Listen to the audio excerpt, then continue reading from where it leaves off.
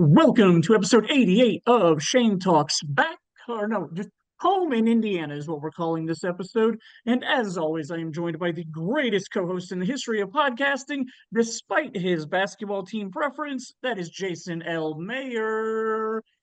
So, we were originally supposed to record this episode after game one between the Pacers and the Celtics, and I was going to have a lot better attitude after game one, despite how bad we screwed up at the end of game one. It would have been a happier moment for Shane than where we're sitting at right now, the day after you guys swept us and sent us out of the playoffs this year. So congratulations to your team. Uh, you guys are number one in the NBA, like the whole NBA for a reason. You proved it against us. I'm just happy that we hung in there. I'm happy that we had three out of the four close games with you. Um, I mean, it easily could have been 2-2.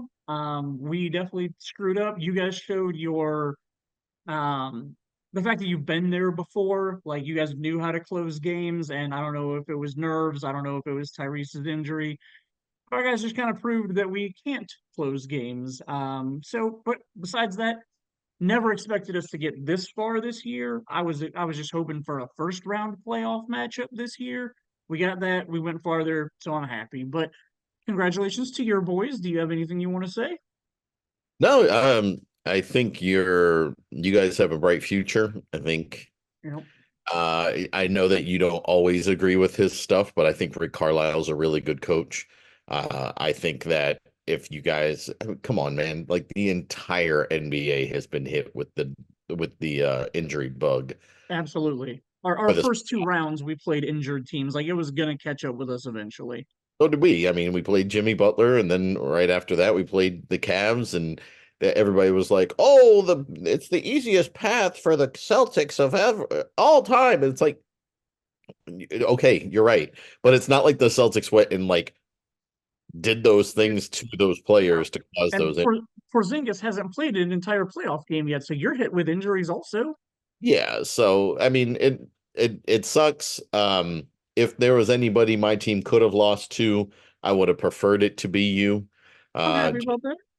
just because of the simple fact that I always enjoy A, seeing my friends a little bit happier, but B, on top of Oh that, yeah, I just like the tenacity of the Pacers right now. It's just absolutely. a lot of good players. I mean, I didn't even realize that Halliburton was as young as he is, and 24. until this series with us. I don't know what if I just wasn't paying attention what happened, but yeah, I knew he was a young guy. I just didn't know he Mhm. was that young. Sure. So yeah, it's all working out. So Between Dallas and who is probably going to win, between Dallas, well, I mean, I guess I don't really even need to ask you who you want to play. Like no team in the history of the NBA has come back from being down 3-0, so you're probably going to be playing Dallas. yeah, um probably. yeah, Um, that'll be a test all on its own. Kyrie and Luca are doing some amazing things. they really are. Um, but yeah, we'll see how that all shakes out, man. Like I Word. can't Well, imagine they're gonna lose a 3-0 lead in no. the Western Conference Finals, but then on top of that, there's a reason why they play the games. So Yep. And it will be difficult for me. Like I do want you to be happy as far as Boston goes, but our former boss still owns part of the Dallas Mavericks, and I like seeing him happy. So either, I mean, I feel like this is the year for you guys, and it'll be what, banner 18 for you? yep, Is right it now 18? they're tied with the Yeah. Lakers for 17. Uh, So hoping we can pull off 18 before the Lakers ever pull off 18. that would So be, I mean, you get the chance this year. Bill Walton passed away. I know he was a big Celtic. You got any thoughts or feelings on that? no, I mean, sucks. Um, died of cancer. There's a lot of sports people that have died of cancer in the last year that have, that meant something, especially in the Boston area. Um, dealing with what we're dealing with family members and stuff like that, it always is kind of like, damn, like it sucks. But Bill Walton, man, like it's kind of interesting because my youngest, well, not my youngest, sorry. Christopher, my second child, not third, but my second child, Chris, he actually stayed up and watched the game with us last night, and Oh, cool. he was starting to get a little bit. He's getting more and more interested in like the lore of everything as well. So Okay. we were talking about stuff, and we ended up they mentioned Bill Russell, or they mentioned Bill Walton passing away, and then it ended up talking about Bill Russell, and then I was talking about Hmm. how Bill Russell's probably is the most decorated player of all time, probably, having 11 championships, eight in Yeah. a row, being a Yeah. player and a coach at the exact same time and winning the championship. And so I was talking about him to Chris, and he was like, why have I never heard of him before? And I was like, well, because you have never shown an interest in basketball. Sure. Yes, you know who Larry Bird is. Sure. I'm a Celtics fan. We're in Indiana. Like Yeah. we went to an ISU game. Like it's just like he's gonna absorb the Larry Sure. Bird. But we started talking about like how the Eastern Conference Finals MVP is the Larry Bird Trophy. The Western Conference is the Magic Johnson Trophy. Like Mm-hmm. uh, the Finals MVP is Bill Russell, and so like we started just going down that path of like who's this guy, that guy, all these greats. Bob Cousy being Oh, the name sure. for the Eastern Conference Finals championship trophy. So like we were just going through all that and kind of giving him information on that, and he was soaking it all up. But yeah, Nice. he was pulling for the Pacers to win as well, Oh, which good for him. which means that the only one in my family that was pulling for the Celtics besides myself was my wife. And so Luke, my youngest son Luke, loves a lot of his friends from school love the Pacers. Oh, And nice. so yeah, he's always running around going, "Go Pacers!" Yes, I need to buy him some Pacers gear. I love hearing that.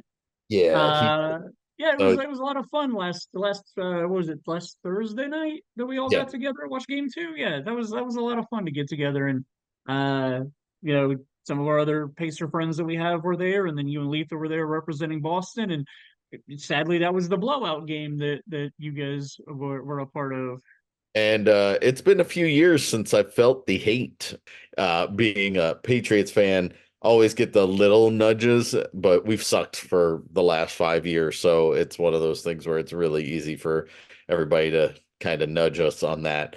But yeah, walking into that bar so that and getting booed on my way in.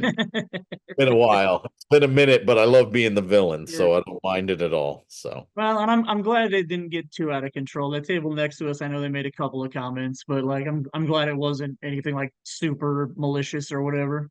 I didn't hear him, to be completely Uh, honest. So. yeah, cool. Oh, that's good. Well, that was good. It was a lot of fun hanging out and you know, getting to spend time with you guys during a game. I wish it would have been a better game, but it is what it is. All right, man. Well, you want to get into this? We've been talking a lot about Indiana. Like, you want to talk about Indiana for a little while?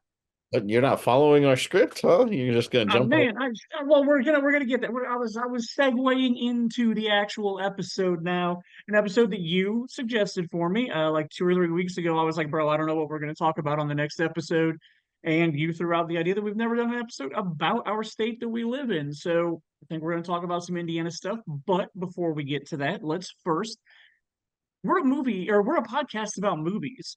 And you and I have watched a lot of movies together this year, and we barely talked about any of them. Like, truth be told, even after we go watch the movie, back in the day, we used to sit and talk about the movie we just watched for like 2 or 3 hours. We don't even talk about the movies we watch anymore when we're together. We just kind of talk about life and catch up on other stuff. So I just wanted, you want to chat about some of the movies we've seen this year, and I can get your feedback on them, and you can let me know if you like them or not. You better go through some of these really, really fast. We will. I'm not asking you to write me a dissertation on each movie or whatnot. I just feel like we can say whether we like the movie or not, and then we can move it on from there. If there's anything you want to talk about, we can. But so the first thing I saw this year was a shitty horror movie called Night Swim. I don't recommend it. 0 stars. It was absolutely terrible. But then the first movie we saw together this year was The Beekeeper, which I didn't really care for. Yeah, I mean it's Jason Statham, right? It's a B action movie, Yeah. B action movie. But yeah, it might as well have been made in the 80s or Yep. 90s with Sylvester Stallone or Arnold Schwarzenegger. So it was what it was. It wasn't anything fantastic. He makes, two or three of these every 5 years pretty much, and then he gets to do other things. So Yep. You and I went to a mystery movie together with a couple of other people. Your wife came to this one because you guys thought it might have been The Beekeeper, but it turned out to be a horror slasher movie called Founder's Day, which I kind of liked. I don't think it's great, but it was a slasher movie, so I had fun with it. You did not like it? it's like the consternate on a budget movie is what I think at the time. So yeah, it Uh, was not very good. It was blah, and yeah. So then we went and saw Argyle together, which I thought was our. I like Sam Rockwell a lot, so I feel like he carried the movie in my opinion. yeah, totally. Sam Rockwell's always awesome. No matter if the movie is crap or not, he's always great in it. Yep, I like the premise. It got a little too goofy and slapsticky at I times. agree. You could have dialed it back in those moments a little bit more, but seeing what Matthew Vaughn did with that movie compared to some of his other films, it'd be interesting to see if they follow through on doing any kind of like Oh, sequel-esque kind of things to it. right. So, Yeah, but it was entertaining enough if you are interested at all, I recommend watching it. So. yeah. Another mystery movie that we went and checked out together ended up being Lisa Frankenstein, which I thought was fun and fine for what it was. Yeah, it's so way better than I thought it was gonna be. And directed by Robin Williams' daughter. Oh yeah, you And told me that. I forgot, or I didn't know that when we watched it. yeah, and it was entertaining. I didn't realize that Frankenstein played Frankenstein. So like even watching the movie, I totally wasn't seeing Ross's kid. Oh yeah, Uh Cole Sprouse.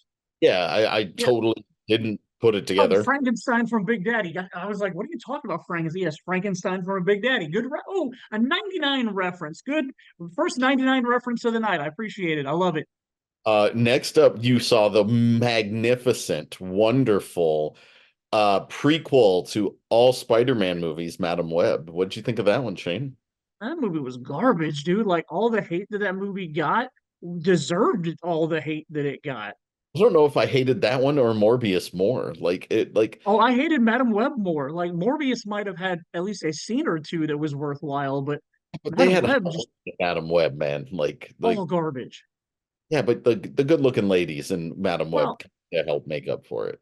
okay, like ooh, all right, well, I mean, if we're going on that aspect, then yeah, Madam Web is far superior to look at than Jared Leto was. But uh, I did not see this movie. I've seen the first one, but I know you're a big fan of the first one. You crowdfunded the first one.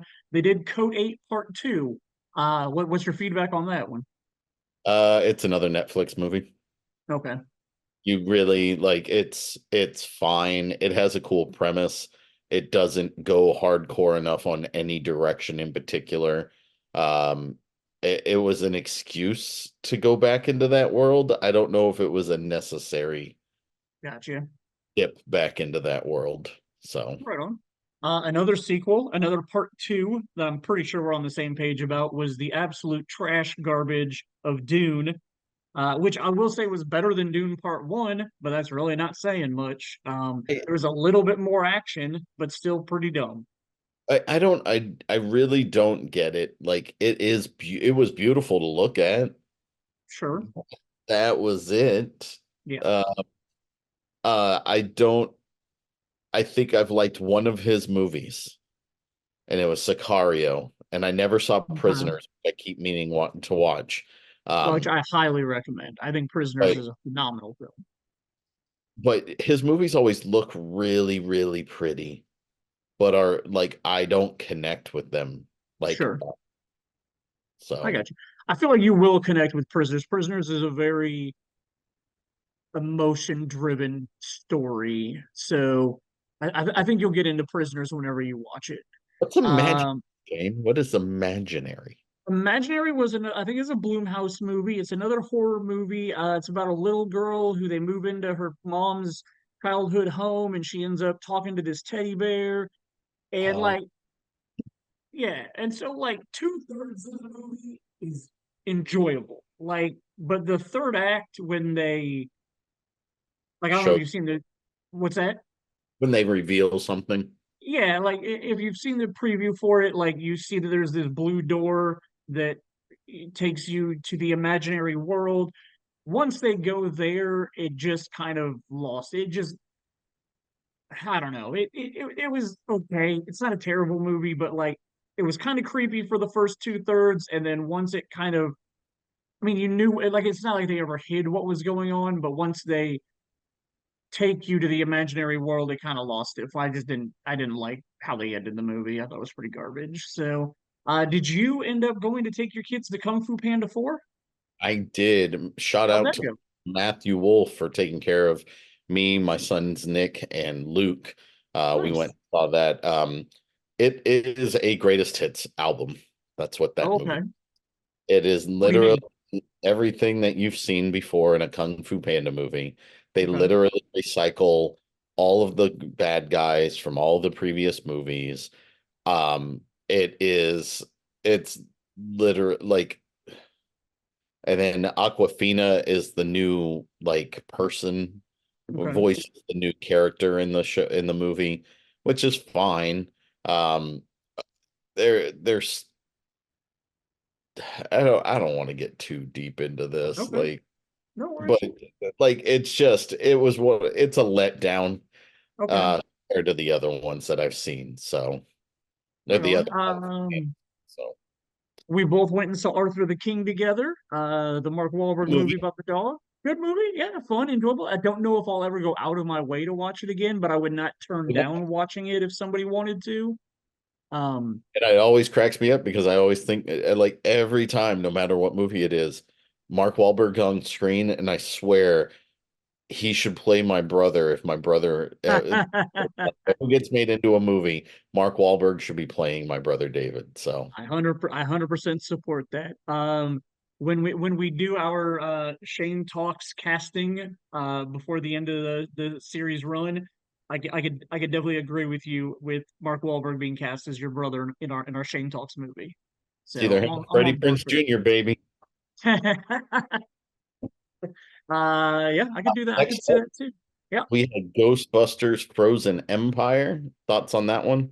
man, I wanted to like it because they went back to New York City. They went back to the firehouse. It just it didn't live up to what was the one before that? Like, Afterlife. Yeah, I thought Afterlife was amazing. Really loved it. Really enjoyed it. Thought it was great. This one was fine. It was okay. There was plot stuff that I didn't care for, that I wish they would have done differently. But I didn't hate the movie in any way. It didn't live up to my expectations. After it's Ghostbusters 2 to Ghostbusters. Like second one, not as good as the first one, but still enjoyable on its own. Your I would feelings?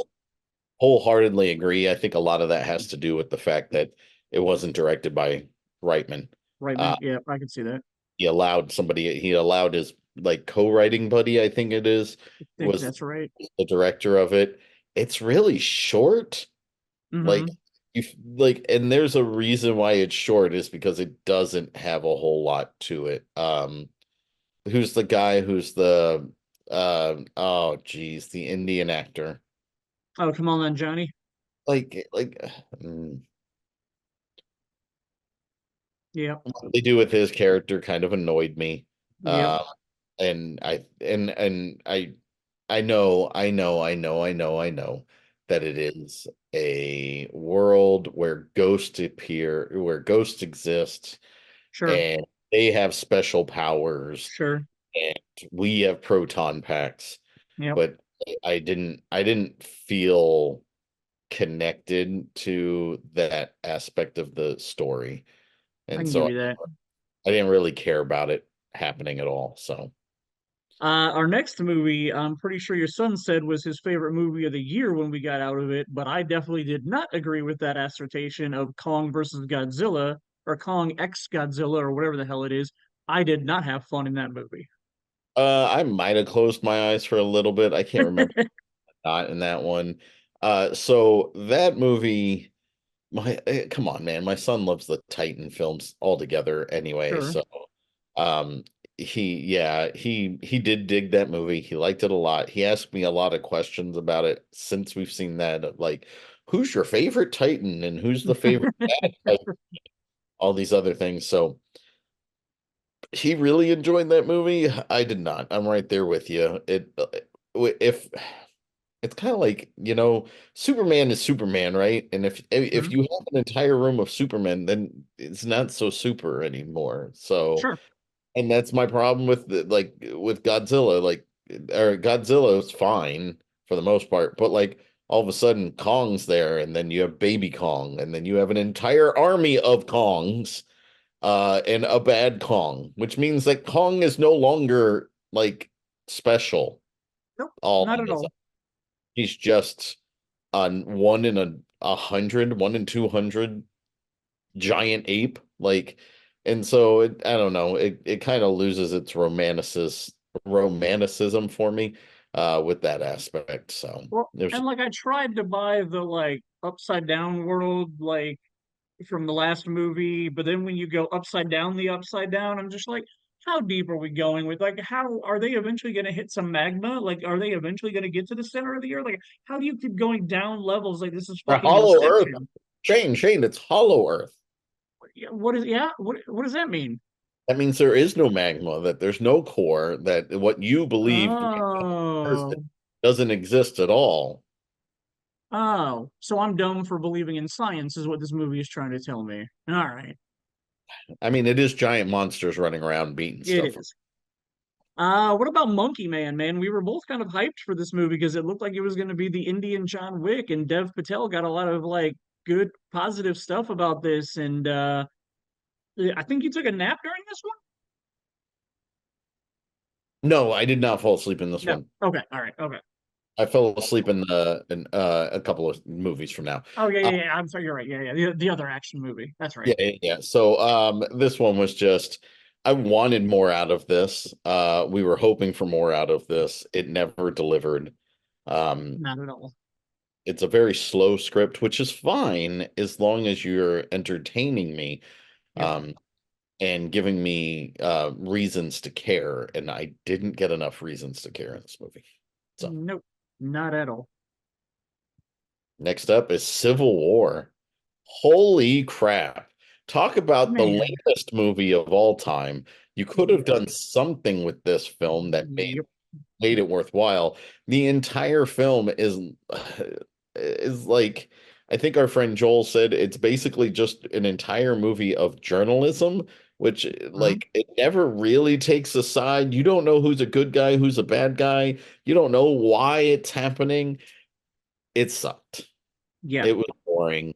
It was Yep. obvious. And this is the other thing, is the ending you see from a mile away Absolutely.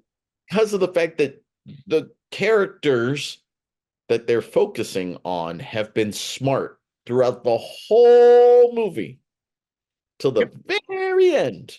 Yep. And it makes no sense why they do what they do, Yep. and they pay the price for it. And Yep.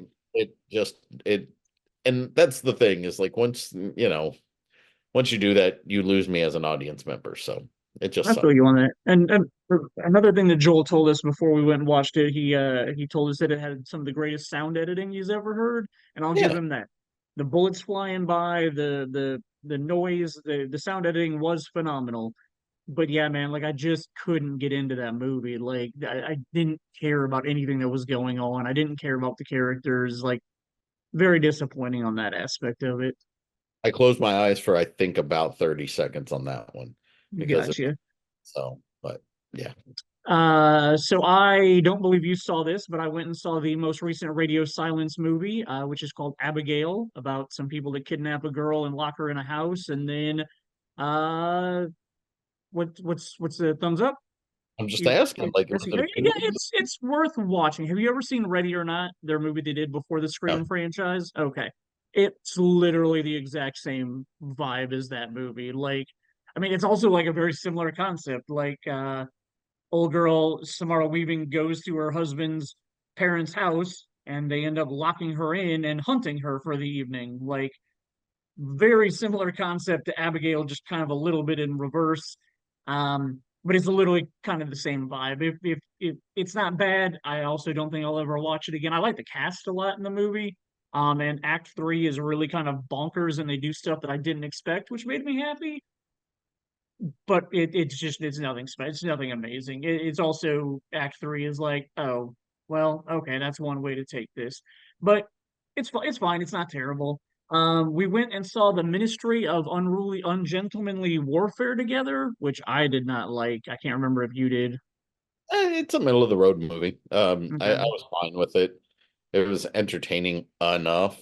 Who knows how much? I mean, it's based on a real story from World War II, so I right. thought that was kind of, it's kind of cool to always um, hear these side stories that, don't get a whole lot of publicity, but I'm sure that it's one of those things that, did you ever watch Greyhound? Oh, the Tom Hanks one that was on Apple TV. No, Yeah, I did not ever watch oh, that. fantastic movie. Okay, And it's just, uh, never heard of it before I watched the film, watched the movie, enjoyed it. This one, entertaining enough. I like a lot of the actors that are in it. sure. Uh, and I didn't even realize Henry Golding was in the movie until I was seeing Oh something yeah, like just last week where I was like, what? He wasn't in this movie, and like pulled it up and I'm like searching through the pictures and I was like, oh, that's who he played. yeah. I didn't Um, recognize him either when we watched it. I think when I saw the credits and saw his name, I was like, oh, I didn't realize that was him. yeah, so but yeah, entertaining enough. If you're interested in World War II movies, sure. Gotcha. Next up is the movie you fell asleep in, and that was Yeah, Boy Kills World, which had an amazing premise, much like Monkey Man. I was really hyped for it because I want something that might be able to live up to John Wick, and just nothing ever does. So, correct. uh, yeah, Boy Kills World had a few interesting sequences. I appreciate what they did plot wise, but it just didn't really work as a movie for me. Well, and my problem with Boy Kills World is the fact that like they started off at like volume 10, Yeah. and then they just stayed at volume 10 for all of like it's like they never ramped up like for a action sequence. It was Okay. just like all of it was all up here and they just kept going, and some of it was cool when you're like watching stuff and you're like, oh, that was a cool kill, but like Yeah. when it's always up here, like you just become desensitized in the movie, and it lost me probably by the second or third action sequence. I was just kind of Gotcha. blah this year. There was a lot of blah this year.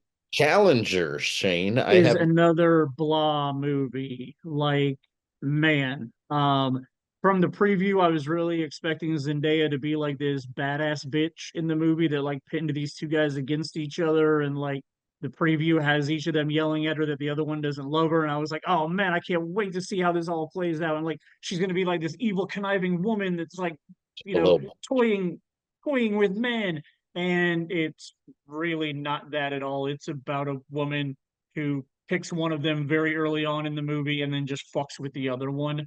And it just, I don't know, didn't really care for it. Wasn't really that great in my opinion. So yeah, I know our friend Troy absolutely loves the movie. But yeah, I got nothing.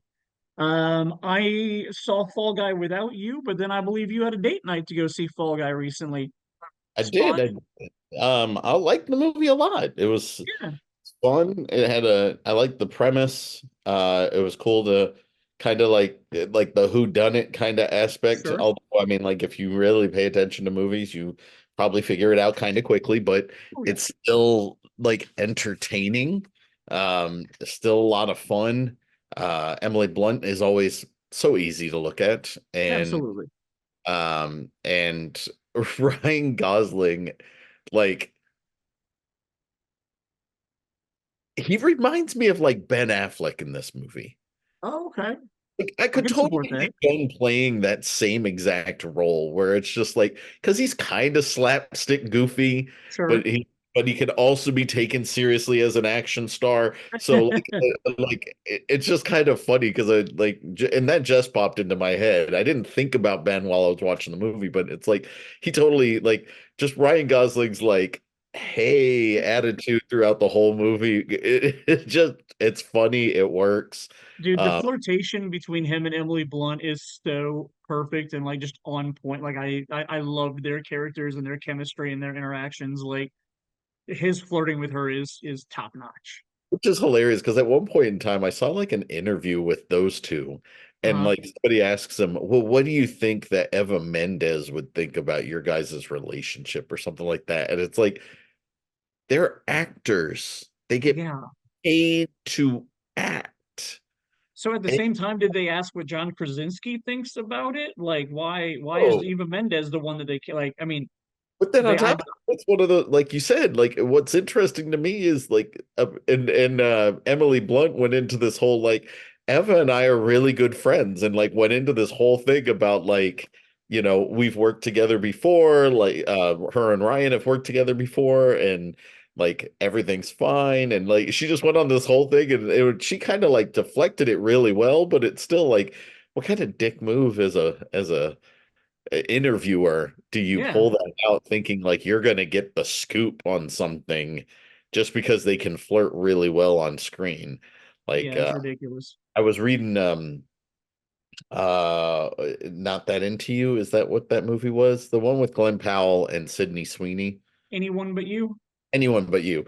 So I was reading an article, and apparently, like, they purposely, while they were doing all the press for that movie, were like heavily flirting with each other all the time, right in front of all of the reporters. And it was Uh-huh. to help sell the movie. They literally, like, somebody asked the question a couple of, like a week or two ago to him, and he was like, that was our purpose, was like, to show you that we could flirt, make you think, oh, that's cute. I want to go see that movie. Like he was like, Hmm. that was our whole thing. We pulled it off. You guys went and saw the movie. Like, and When she hosted SNL, she addressed that and whatnot because I guess there was a lot of stuff in the press about it, and she was like, "Just so that everybody knows, my husband was a producer on that movie. He was around all the time, and I think he flirts with him more than I do." and like I didn't even know she was married. So Yeah, that's pretty cool. And like, come on. Does every like we could hold on to that hope, but like if it's as long as it's coming across in the movie, that's all that matters. It's not like I yep, think Robert Downey Jr. and Gwyneth Paltrow are actually going to end up getting married because I watch right. Iron Man. Like, Yep. stupid people, man.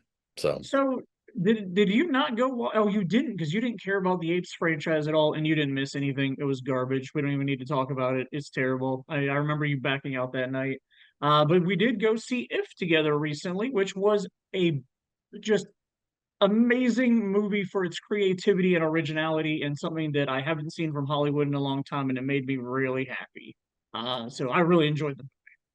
yeah, totally agree. If is fantastic. I wanted to I wanted to like it even more. Sure, I can It's buy not that. like I disliked it at all. It was No, like I just wanted it to be on another level where I totally loved it, but I really, really liked it. So I was good all with right. it. Well, that's everything we watched together this year so far. So I felt like we didn't really focus on anything too much. So let's jump to the next thing I want to talk about. Music from 99, 25th anniversary of 1999. So we got to talk about some music. We missed last month because of the Star Wars episode. So let's jump back to May real quick. Two things came out in May. That would be the Millennium album by the Backstreet Boys, which I did not own. Did you? Oh yes, of course I did. Okay, right on. And then the Star Wars Episode 1 soundtrack was released. And I think we have a fun story about how I ruined the movie for us by going and buying the Didn't ruin it. soundtrack. I already knew what was happening, so like Yeah, you just confirmed it, and I told you not to, but yeah. you didn't listen to me I once didn't again. listen to you, not at all. Oh, So we went to Walmart at midnight the night that it was released, because I had to buy everything Star Wars related at midnight when it came out. And so we went, and you told me when we were walking in, you said, "Do not look at the track list for this movie." And I was like, "Okay." Picked up the CD, and what was the first thing that I did, even though I told you I wasn't gonna do it, I turned that CD over and I read all the track lists. I don't know if I read all of them, but of course, one of them jumped out at me, and I just stared at it. And I tried everything in my power to play it off, but you knew what it was. You knew, So and the, so yeah. the trailer was very reminiscent. So you had the teaser, and the teaser didn't Mhm, give it away. It was the full trailer that came out that mhm, gave it away. mhm. And the trailer shows you Obi-Wan Kenobi looking Screaming no. looking right at the camera and screaming, "No!" Yep, And um, there's only one thing that basically works out in the Star Wars universe when yep, somebody's doing that is yep, that somebody's going to end up dead. And yep. sure enough, Qui-Gon Jinn ended up dead. And Shane, what was the track listing? I think it was like number 17 or 18. What number? Yeah, yeah. What was the track listing for that one? It said Qui-Gon's funeral. Yeah, Yeah, yeah, yeah, yeah, yeah, yeah, I yeah, remember. yeah. So So yeah, I remember you being a little upset with me about not following through with what I told you I wouldn't do, and then yeah, so cool. So yeah, I still own that CD to this day. I don't own as many CDs as I did, but there are some that I still hold on to, and that's one of them. you Which was literally picked it up and you literally just turned it over right in front of me. And then you just turned it back over and then you just made a face. And I remember looking at you and going, it's there, isn't it? It's there. yeah, Stupid. And you looked at it, didn't you? Yes. yeah, yeah, yeah, Yes. yeah. That's what I did. So I cannot deny any of your story. So let's jump to June now. June 1st, we had a couple of CDs released. The Austin Power, The Spy Who Shags Me soundtrack. I definitely owned that. Pretty sure I still own that. Blink 182's Enema of the State, and Jennifer Lopez is on the Six. Any of those that you owned? pretty sure I own all three of those. So Nice. was back then, Um, I believe just like movie Tuesdays, it was music mhm, Tuesdays. And we mhm. literally I bought way when you live at home and you're making decent money, it's really easy to just spend a whole lot of money that you shouldn't. So Absolutely. So on a that week note, later, oh, go ahead. Yeah. What's it? no. How are your feelings about all these leaks about Benefer 2.0 coming to a close, man? And it makes me so sad. Like, I really believed that the universe put them together 20 some years ago so that they could be like, oh, this is a pretty cool person that I enjoy spending my time with and hanging out with. But we're just not right for each other at this point in our lives. So let's go our separate ways. Let's do our own shit for a while. And then I thought the universe was like, it's been long enough. It's time for these two people to get back together, give this another go. And I really, really hoped they were going to work their shit out. Like, I don't know if you watched the JLo documentary, but like, he's not in it, but she talks about him a lot in the documentary. And I was like, cool. Like, these are two people that I'm rooting for. Obviously, I root for Ben and everything that he does. And I mean, I like J Lo, and the documentary is really good about her. But I really just thought that like the universe was finally being like, look, you guys deserve to be happy together. We made you guys meet when you were too young and shouldn't have been together, just so that you could like plant that seed for years later. And then it's not sounding like it's working out, and that really, really makes me sad. So yeah, how do On you that, how do you feel about it? I really don't care, but I did mind. Yeah, it was definitely one of those things where I was like, "Oh, I bet Shane is sad." Um, I'm hoping, maybe it's the romanticism in me, but Okay. I'm hoping that maybe he can get back together with Jennifer Garner if he can keep up his sobriety and and reunite with that family completely. That, So that I would can be cool. I can always hope for that, right? So I wouldn't be mad about that happening. Maybe the universe. I got nothing. I don't even know. I don't know where to go with it. If that happens, I won't be upset. But I was really pulling for Benifer to work out again, and then maybe they could make like Gigli too. Like they could pull off the sequel to that. I think that would have been fun. The next week on June 8th, we have three more albums. I believe I'm 99% sure I own all three of these. Smash Mouth released Astro Lounge, which had All Star on it. The Red Hot Chili Peppers released Californication, which is, I think, one of their best albums. Not their best, but in the top three. And then Vertical Horizon, the one hit wonder, released Everything You Want. Any of those that you owned? I did not own Astro Lounge, but I did own Californication and Everything You Want. Nice. Um, The last album that came out with this worth talking about in June of 1999 was Limp Bizkit's Significant Other, which I know you owned because I know we both played that album a lot, especially at parties. yeah. Do you remember how they got noticed? No, I don't. They were on TRL, man. TRL, Really? a last minute replacement for somebody. I can't remember who it was. And literally, Carson Daly picked up the phone, called them, and said, "I need you guys down here for MTV Spring Break." And they got on. They did Faith, their version of Hmm, Faith from that album, and they played. interesting. Yeah, like that was kind of like what kickstarted them, which is weird because like Carson Daly also is responsible for us for having Kid Rock as well. Like he was Really? one where he like granted Kid Rock, who knows, Limp Bizkit possibly they could have both hit it big afterwards, but because of the fact that he knew who they were, he was getting them airtime or pushing Nice. them to be on TRL to help with that. So yeah, like Yeah, that's he awesome. I didn't know any of that. so Very yeah. cool. Well, we've hit a point where let's go ahead and go and see what Troy has to talk about this month. I honestly do not know his topic. He hasn't told me what we're going to talk about yet. So let's all listen and wonder as Shane talks to Troy.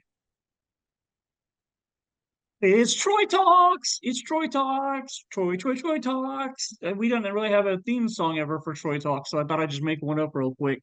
Troy, man, we took a month off, and it feels like I haven't talked to you in forever. Bro, how you been? Um, Great. Honestly, I've just been sitting on one question that I Yeah. wanted to bring to you. What's up? So like if we were gonna like start anointing things to like the pantheon or like, how we're doing things, like what do you think makes like a song a rock song? We are not getting in this debate again. It was debated a lot on the internet, and I'm not falling for this again. I still say not a rock song. Pop song, Tell me 100% why. pop song. But it's Tell not me a why. rock song because there's not really a guitar in that song. I know you like to Tell me think there's a why. guitar. No, Tell me why. not, no, it's a pop song. It's very But poppy. I I really I enjoy. want it, but I want it that way. Yeah, well, it's not going to be that way, buddy. It is not even close to a rock song. It's a bunch of bullshit. I Um, will. I will say I was surprised that a couple of people did come to your defense, but the majority, like 75% of people, did not agree with you at all. So I'm done. sticking to the fact it's a pop song, not a rock song. Yeah. Did we ever get numbers on who won, like via the best playlist? Yes. Honestly, my playlist ended up winning. You know, Like, who the fuck listens to Creed?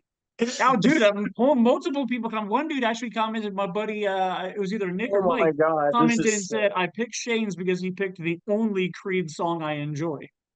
So So wow, that's amazing. So basically, what you're telling me is that like girls don't partake in this podcast.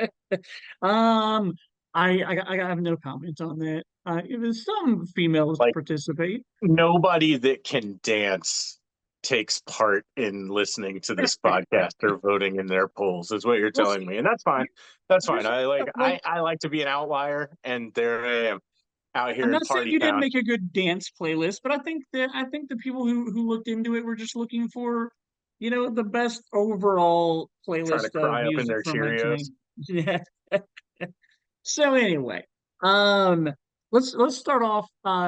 Since we didn't talk last month. Last month I went and saw a movie that you highly recommended to me, and it was a movie that I was pretty high on because I thought the trailer looked amazing, and I was really hoping for some Zendaya like ruthless shit. And actually, I've already talked about it a little bit on this podcast. No, here's my issue. That movie made it look like she was gonna fuck with two dudes back and forth and like just completely fuck with both of them. No, she picked one of them at the beginning of the movie, and then she just fucked with the other dude for the whole rest of the movie. I didn't enjoy it. I didn't like it.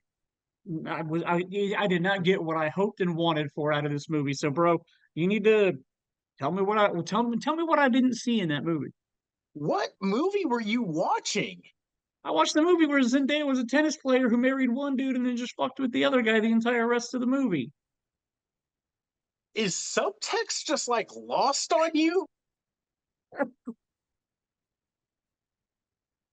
You realize that movie is about how like Zendaya is so fucking hot and manipulative that she gets two boys to go gay for each other, right? I mean, I definitely made a comment about that aspect of the movie when I texted you afterwards, but That is um, provocative as fuck, man. well, and That so gets here's the my people crazy, going. dude, and like, like, what I'm are you gonna talking about? I'm gonna somewhat ruin the movie possibly for some people, but that Who is the cares? most It's cop out. It's out been out for 8 months. Like, it's ruined. that is the most cop out bullshit ending I have ever seen in a movie in a long time. And I usually like Nah, dog. um what's the word I'm looking for? Subjective endings. Like I like movies that make you like think about what just happened in that ending. But that was so dumb. So dumb. No, no, Yes. dude, no. Zendaya pulled the impossible. Okay, because think about these dudes. From the first scene you see them in, basically these dudes are like friends, they're homies, they're just playing grab ass with each other, essentially the whole time, right?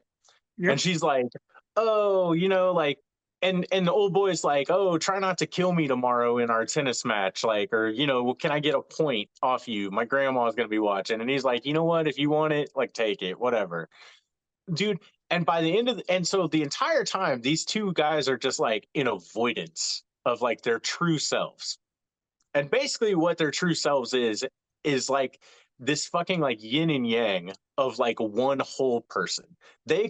Those two boys complete each other in a way that like no like actual like heterosexual relationship will ever complete them.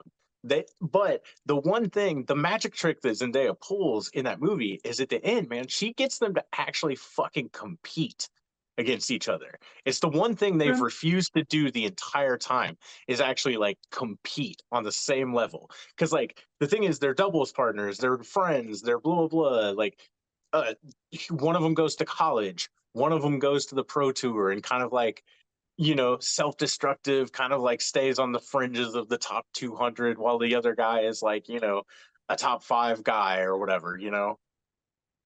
And it's just like, dude, and so like they've spent like this whole time just like nibbling around each other's fucking churro, and like they never actually get on the same plane, and I was gonna bring that up.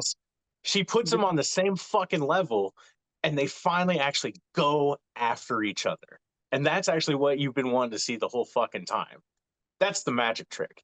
Mm. It's not about like Cruel Intentions Part 2. It's like a different vibe. It's a different fucking level. I guess, man. I know I brought up in the text to you about how many fucking like hot dogs, churros, corn on the cob, Oh like how man, much dick that sucking churro food. scene is maybe like, that is cinema. That is the best scene I've seen in a movie in like years. Like, Man, I don't know if you're gonna be able to convince me on this one, man. I will give you this. I enjoyed the nonlinear storytelling aspect of it. Everybody knows I enjoy nonlinear storytelling, and all right, it let didn't me hit ask me. you let me ask you a really ridiculous question, right? Yeah, I Okay, like, love ridiculous. who did you hate playing poker with the most when You, we used to play? Yeah, you, who did you you, love playing poker with the most? Zach Proctor, No, no. Ryan Also Van me. Vels. Don't lie. Yeah, yeah. I mean, yeah, okay. 'Cause you know when So we got it cooking, dude. Like, I was the one that could make you throw chips, dog. Like, I was the one that, you know what I mean? You were the one that could get me to fucking storm off and just like not be there anymore. Just like Irish goodbye that bitch and just be like, I hate everybody. Like, and that's the thing. Like, and that's the relationship. Zendaya is like the spice on top of that relationship. And so like, dude, Challengers is just such a vibe, bro. It's so mhm. like fluid. It's so like, I don't know, man. It's just a different time, man. Like, you got to get hip to what the young kids are all about. And like this I'm is like definitely not. what it is. People like look every scene in this movie, somebody's eating something, somebody's drinking something, somebody's consuming. And that's really Oh, like and that's really what like when you think about it, man, that's all that happens.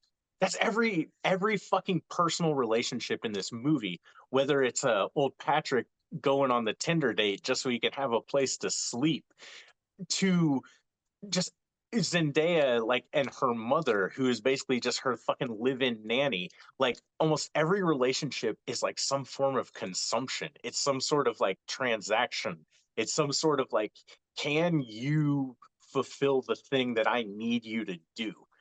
And the ultimate manipulator in all this pyramid of bullshit is Zendaya, because what she needs those guys to do is legitimately like throw their dicks on the table and fucking compete and I find out guess what's so. going on. And she I gets him guess to so. do it. And you know what happens? They decide that in this love triangle, there are two people that are in love, and Zendaya is not one of those two people. Yep. I And mean, you. he ends up in his arms, bro. Like that's Yeah, man because love. It's yeah. beautiful. So The who right two won? people ended up together. Yeah, but it didn't tell me who won the tennis match.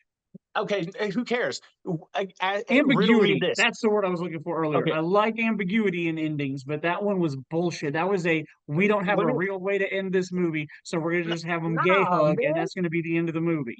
It's like fucking Major League. They just leave it like it's just like you. They didn't win the World Series. They just got as far as they got. Who gives a shit? You know what? The better question to ask is how many fucking doubles titles do you think those guys won?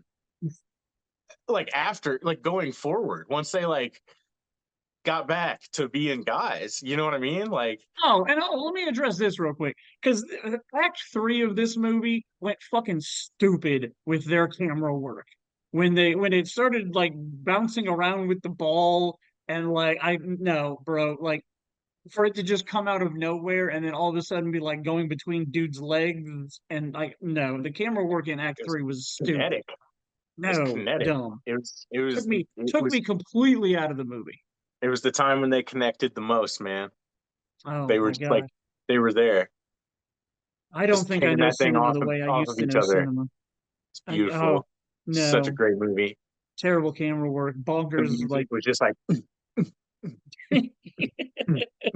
oh my god, yeah, dude, Challengers. Dude. I wanted to win so many Oscars. I love that it fucking won't. movie. No, terrible. Ugh, man, big surprise. You and I disagree on a movie. That's not the first time. It will not be the last time. But is there anything else you've seen recently you can talk to me about?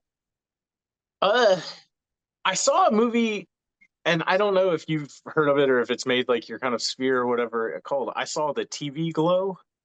I've seen the preview for it. I'm very interested in it. Is it at the Can, I assume? Top tier preview. I really liked the preview. Um, it is a movie that I gave like 1 star to on Letterbox. I Okay. personally kind of like loathed it, especially the back half of it. Oh, But it's one of those things like sometimes like even hatred, like just kind of being there, like, oh, I fucking hate how manipulative or how like whatever this movie is like in itself like such a visceral reaction that you know something had to have happened to create okay. it. You know what I mean? Like, you know what I Okay. mean? Like like sometimes I'd rather something like make me like angry than bore me, if that makes Okay. sense. Yeah. You know? Like especially like it with art, I'd rather you just like suck horribly than be and this movie doesn't suck. Like it's shot really well. The color, like the production design is fantastic. Like Okay. it's interesting. The music is really good. Like all the things about it are like, oh, this is a good movie, but it's not. But at the same time, like Interesting. I really cannot. I just want people to see it. Okay. And yeah, so yeah, I saw the TV Glow. Is it at the Really good, Can? like Is that where you interesting ass saw it? movie. Yeah, I saw it at the Can Yeah. Can. Okay. Yeah, it's like an Because yeah, A24 movie. Like you right. know, I haven't seen it listed anywhere up here by me yet, so I may have to venture down that way. yeah. Did Hundreds of Beavers ever get a large release? Oh, Hundreds of Beavers. Have you heard anything about Hundreds of Beavers? Hunters of Beavers is somehow going to end up making like $1 million at the box office. Okay. Um, it is kind of being held up as this like kind of like thing on the vanguard of like self distributed cinema. Okay. Yeah, it's played almost every state at this point. Cool. It has runs in like all these states. Like it played at the Living Room Lounge for like 2 or 3 weeks earlier Yeah, this I year. wish I would have known that because since I Um, missed the screening that I was supposed to go to with you, I've been trying to keep an eye out for it. yeah, no, like they are kind of knocking on the door of this kind of like self-made success, like this like viral marketing, like um yeah, kudos to them, man. Like Cool, that's awesome. yeah, I'm really happy. I was really happy I got on board early with that. Yeah. It feels like it's going to just pay dividends. At one point it was like the second highest rated movie on Letterboxd this year. Oh wow. I don't know. That was like a couple months ago, so obviously that might have moved off the spot, depending on it's probably third behind Challengers at this point, but whatever. What's number one? What are they both behind? I believe it was Dune. Oh fuck that movie. Yeah, Garbage. it's not my favorite either. No, yeah. So once we kick it back over to Jason and other Shane, we're gonna start talking about the state of Indiana. And without bringing up anything that I talk about later, I just want to know if there's any Indiana movies that you really like or enjoy. Anything that's set Uh, in Indiana. well, I really like the movie about the 5'6" kid who was offside one time and made like one tackle at the end of a meaningless game. And it should uphold like hope and glory for like average white guys everywhere. Um, no, I hate that movie. Fuck Rudy, fuck Notre Dame, all that shit. Um, You're not a as Hoosiers fan a either, are you? I what? You're not a Hoosiers fan either? Nah, man, that guy's an Yeah. alcoholic who beat a kid. Like, I don't feel. And Jimmy Chitwood, like, ooh, good for you, man. Like, why don't you learn how to pass? Why don't you make your teammates better? Fucking ball hog. Like, Okay. All right. Okay. whatever, dude. So Indiana Uh, sports movies not high on your list. I love Breaking Away. Oh, there's an That's Indiana that's sports movie. that's baller as fuck. That's a great movie, man. Cutters, shit. Oh fuck yeah. Um, Uh, Probably my favorite movie set in Indiana is In the Company of Men, the Yes. the Neil The Neil LaBute LaBute classic film. about men Yes. behaving badly to each other. Uh, Absolutely terrible. Yeah. yeah, yeah, yeah. Yeah, I don't Yeah, want to say too much about it because I definitely talk quite a bit about it when we throw it back to Shane and other Shane and Jason. I go into I'm, quite a bit about how much I enjoy that movie. And I I'm, cheated because I'm, it's literally got a terrible concept. I'm gonna let you handle it then, man. I fucking love the ending of that movie. Aaron Eckhart is like a real G, just such a baller in that movie. Would that be like the Yeah, no, polar opposite of Challengers? Would that be like the antithesis to Challengers?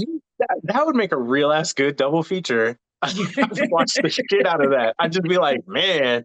I was like, y'all want to go drink some like poison Kool-Aid and just like in this shit right now or what? Yeah, that's pretty cynical. I like it. I'm in. Yeah, I don't care. cool. How about shit to do in Indiana? Like, is there stuff that you like doing in this state? Anywhere in the state? Do you go on road trips? Do you like I mean, of course there is. I love this state. throw some I, Indiana love on me? my favorite thing to do is the November Project. What's the Uh, November Project? I've not heard of November this. Pro- November Project is a free community fitness.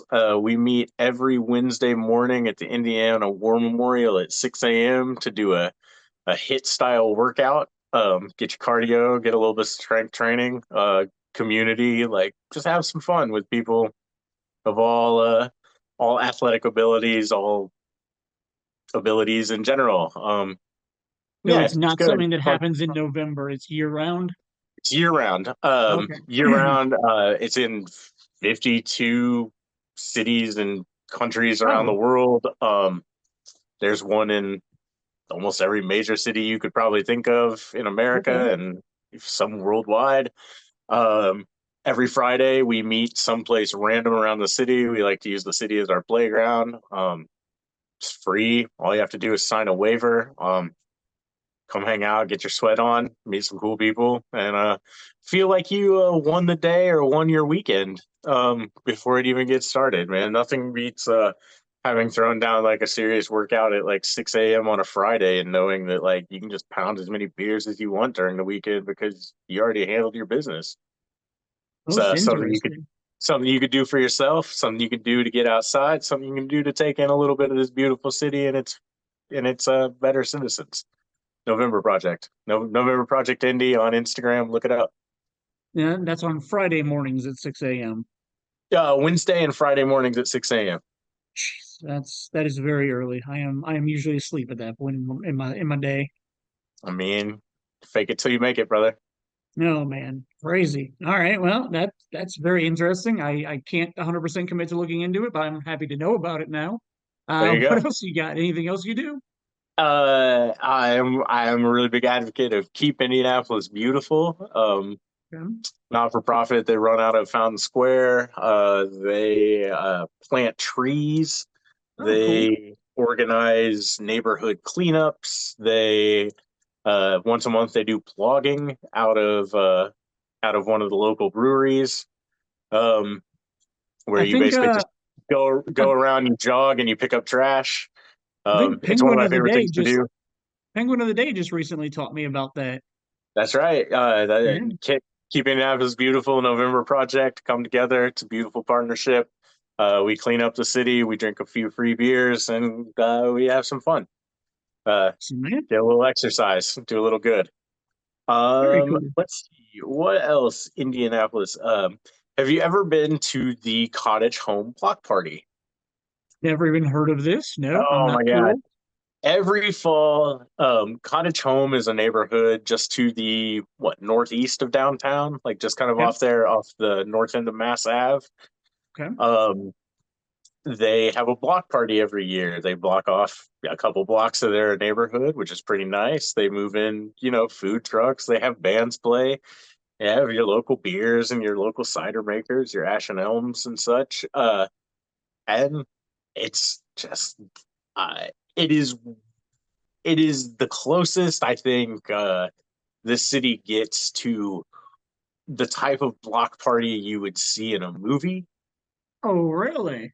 in which you like feel like you're like, oh, part of something intimate, but also kind of a rager at the same time, if that makes sense.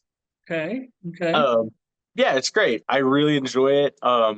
Is it like a one night thing, or do they do Yeah, a it's whole one night weekend, in the or just one fall. night? Like it's like a Okay. Saturday night, usually late summer, early fall. I cannot give you the exact date. I will try and remember to tell people when it comes on. But Cottage Right Home on. Block Party, it's like an undiscovered gem of the city. It's fantastic. It's Please, please text me when you know the day when you're going to that, and that sounds like something I would be interested in checking out, yeah, man, it's really cool.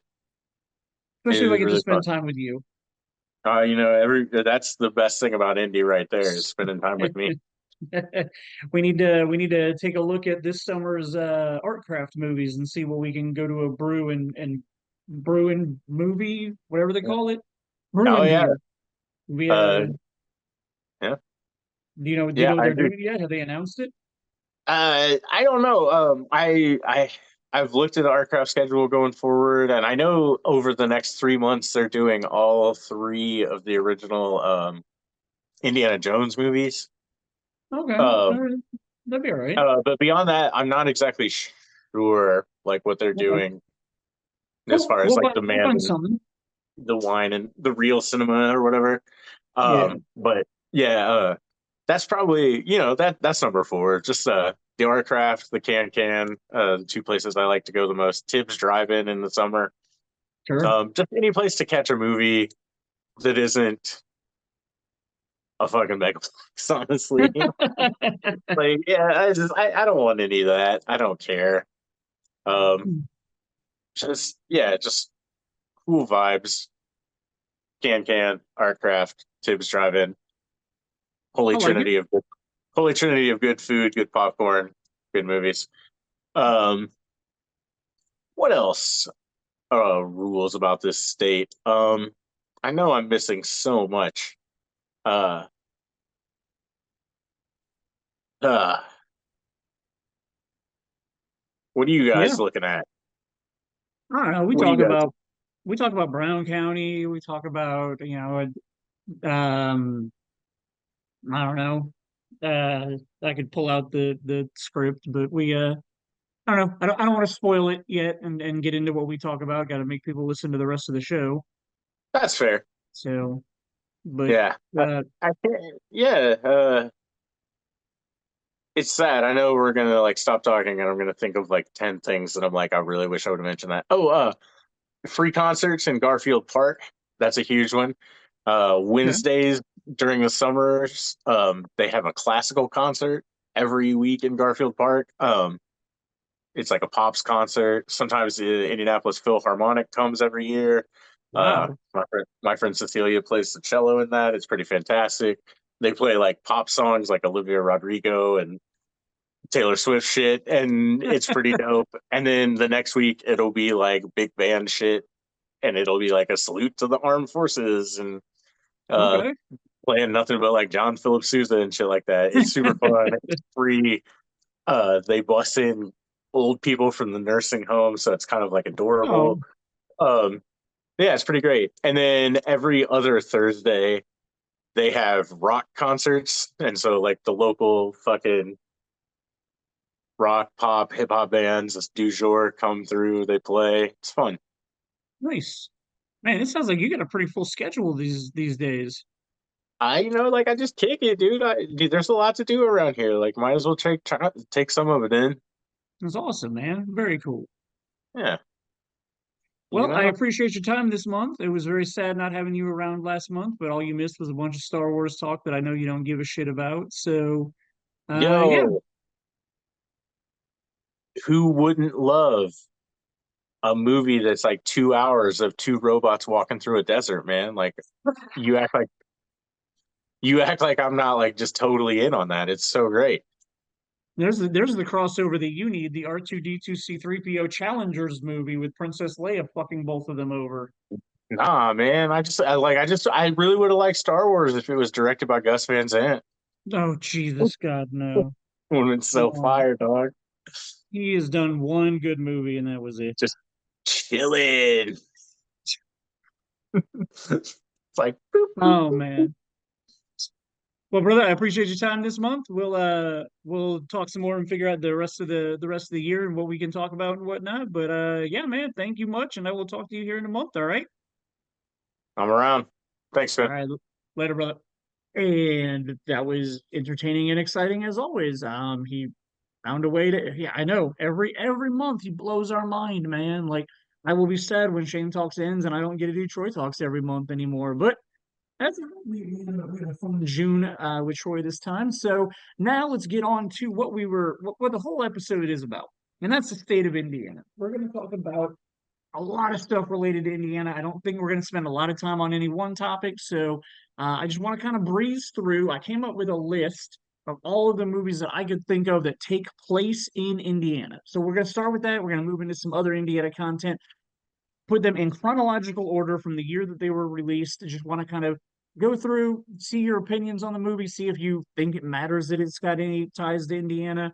And then, yeah, like not any huge long conversations about any one of these movies because we do have a fairly decent list of stuff that takes place in Indiana. Starting with 1997's Close Encounters of the Third Kind, that has some scenes that take place in Muncie. Honestly, this is not one that usually comes to my mind when I think about Indiana.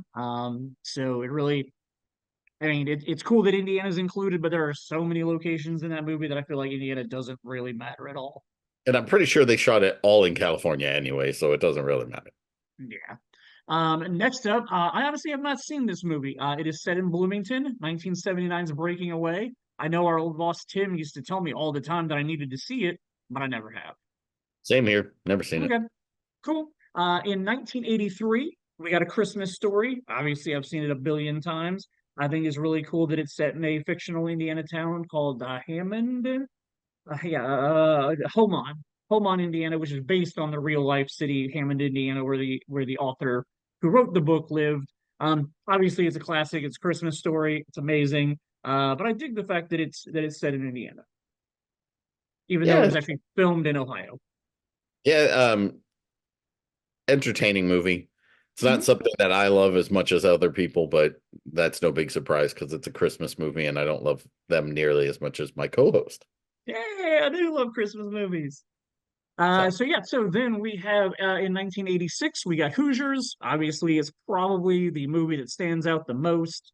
Yeah, on Indiana movies. I mean, this and we'll get to Rudy in a few minutes, but like those are like two Chris Ansbach sports movies set in Indiana that I think kind of probably put Indiana on the map for a lot of people.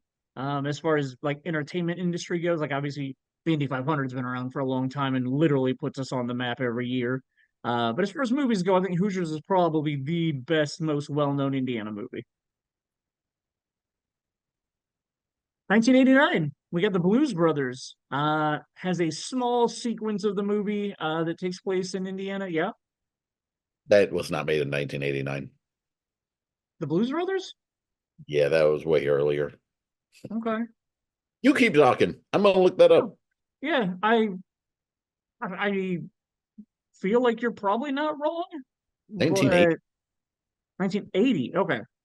So that's my bet. So we're gonna jump back in time a little bit, back to when we were talking about 1980, and the Blues Brothers, which has a small section that takes place in Indiana. Which again, I don't think about this movie when I think about Indiana movies. Like I That's it. no, yeah. What's that? I think of Chicago when it comes to Yeah, Blues. yeah. So, So yeah. And then in 1993, there's a small part of The Fugitive that takes place in Indiana. That's where the bus accident happens at before he makes his way back to Chicago. Again, I know it takes place in Indiana because like I really like the movie and I like the fact that Indiana is partially included in it, but like I would not in any way say that this puts Indiana on the map in any way. agreed. Next That up, we have the 1993 movie Rudy, set at Notre Dame, Yep, starring Sean Astin. yep. Was it Charles Dutton? Was that his name? I think so. Yep. Rock, it was Rock. Uh, he was in it, and the unforgettable underdog story about the guy who was a walk-on and basically was just a manager for the team for a long time, and then finally got to play in one game at the end of his career, and that was pretty much it. So, Yeah. yeah, Decent movie, but obviously, like I said, definitely puts Indiana on the map for the Notre Dame aspect of it and stuff like that. Next up, another sports movie, basketball again. We have Blue Chips, which is literally one of my favorite basketball movies. Like, I think Nick Nolte is amazing in that movie. I like the fact that they got real basketball players to play. I like the fact that IU is now. Granted, when I looked it up, I'm pretty sure they did. The only scene in the movie that's actually filmed in Indiana is the one where he goes and visits Larry Bird, which is like a minute and a half of the entire movie. But they do play against IU and Bobby Knight in the final game of the movie. So Indiana gets some love in that movie. now Uh, what is this? What Now is and then, that was oh like, now in the on our stuff? Got it. oh yeah, Now and then, I that's know exactly what movie this is. So, yep. go ahead. It takes place in I don't know if Shelby, Indiana is supposed to be like Shelbyville, Indiana, or I don't know if Shelby, Indiana is a real town or whatnot, but that's the town that the movie takes place in. A good coming of age story for girls. I don't think I've watched it since 1994. But yeah, it's a good yeah, yeah, coming of age story for girls. Or sorry, 1995 was that one. 1997 was In and Out. You a fan of In and Out? That was the Kevin Kline movie, right? Yep, yep, Where he's a teacher, and yep. and then everybody else suspects that he's gay, and then he comes out of the closet that he is gay. Um, Well, it's the like guy that he went to high school with or whatever is like accepting an Oscar or something, and he's giving a speech and he outs him. oh yeah, but he doesn't even think of himself as gay, but Right. Yeah, yeah, yeah, it's yeah, painted as, and then he ends up being gay at the end. yeah. Um, so it was yeah, I mean it's a silly movie. Yeah. Um, it was Again, it's not one that immediately makes me think of Indiana. no, no, no, no, no. No. In 1997, we got a movie that I absolutely love, and I don't know if I ever made you watch it, but have you ever seen the movie In the Company of Men? Oh, It's a Neil LaBute film. It stars Aaron Eckhart. It was filmed in Fort Wayne. It was a very low budget. It was an indie film. It played at Castleton Arts. Um, oh, it's literally about two guys who decide that they have a female coworker, and they both decide that they are going to do everything they can to fuck with her just because they're terrible people. And so literally they womanize her, they treat her like shit, they make her think that they actually like are in love with her and care about her. And then it's got one of those I don't I don't think it was a Miramax movie, but it's got like one of those Miramax art house twist ending things to it, where you're like, oh wow, one of these two guys was more of an asshole than the other one was. And I really enjoy the movie. I haven't watched it in a long time. It probably doesn't play very well in society today. Because like I said, it's literally about two guys that they make a deal with each other. They're both gonna fuck with this girl and make her think that they're in love with her. And it's emotional trauma, I'm sure, as far as today's standards go. That same year, 97, we got the Ben Affleck amazing movie Going All the Way. You have seen that one, right? that was so boring. Oh, you're so ridiculous. That That's movie is Rose such a good McGowan, coming of right? age movie. What? Wasn't that Rose Rose McGowan? Yep. McGowan? He filmed it at like Union Station and Yep.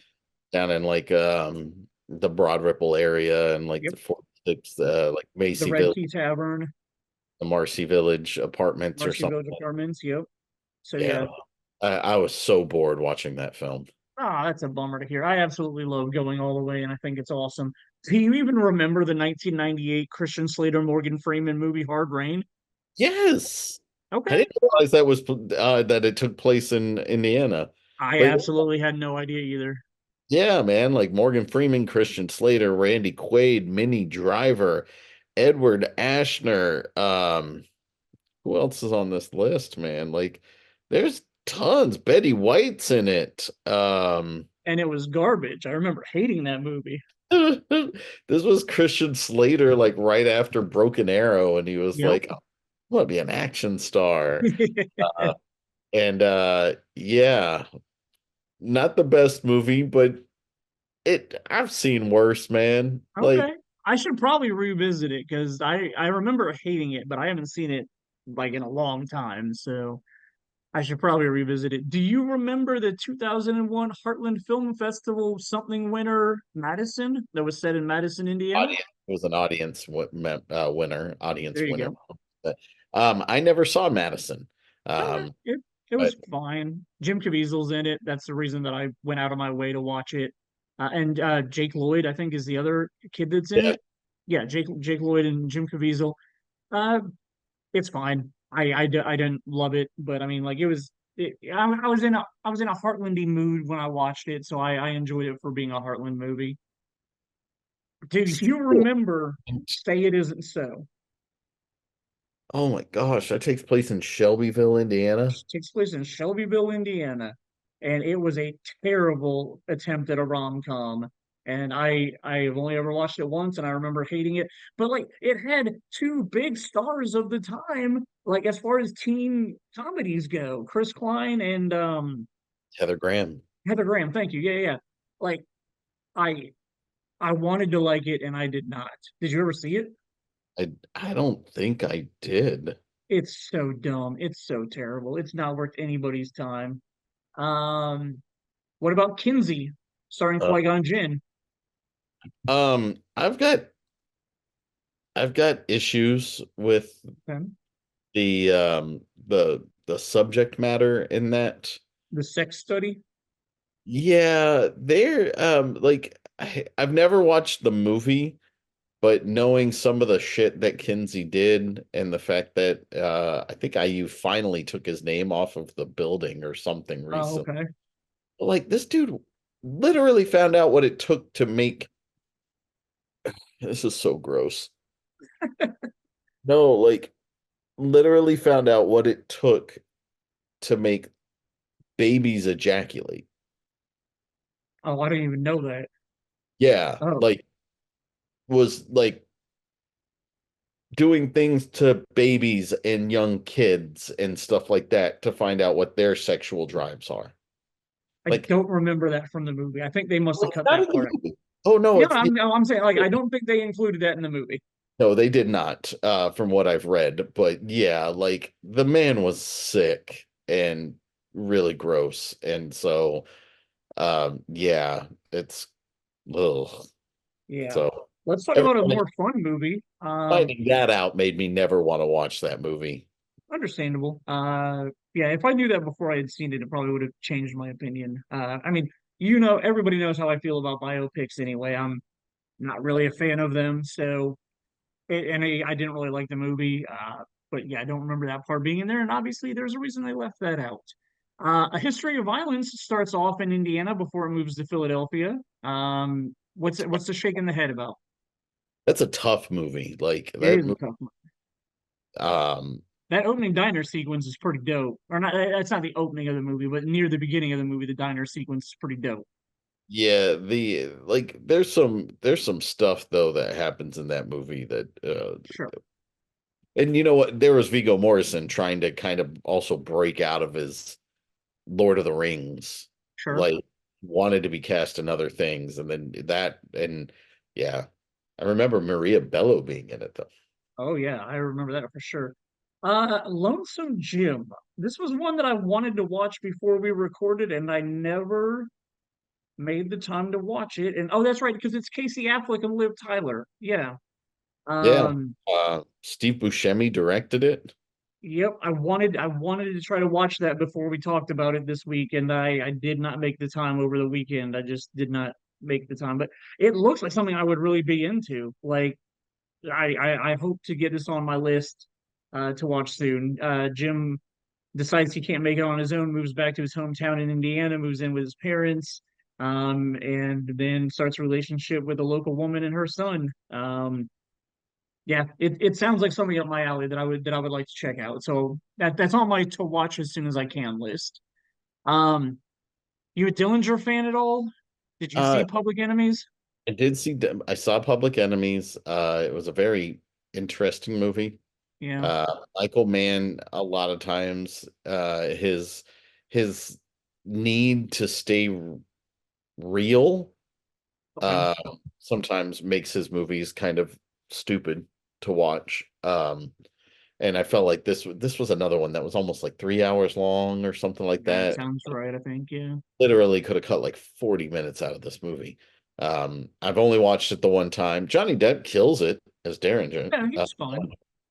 So, but and I know it takes place at like some of the prisons here Yep. and where he was housed and stuff like that. So, Yeah.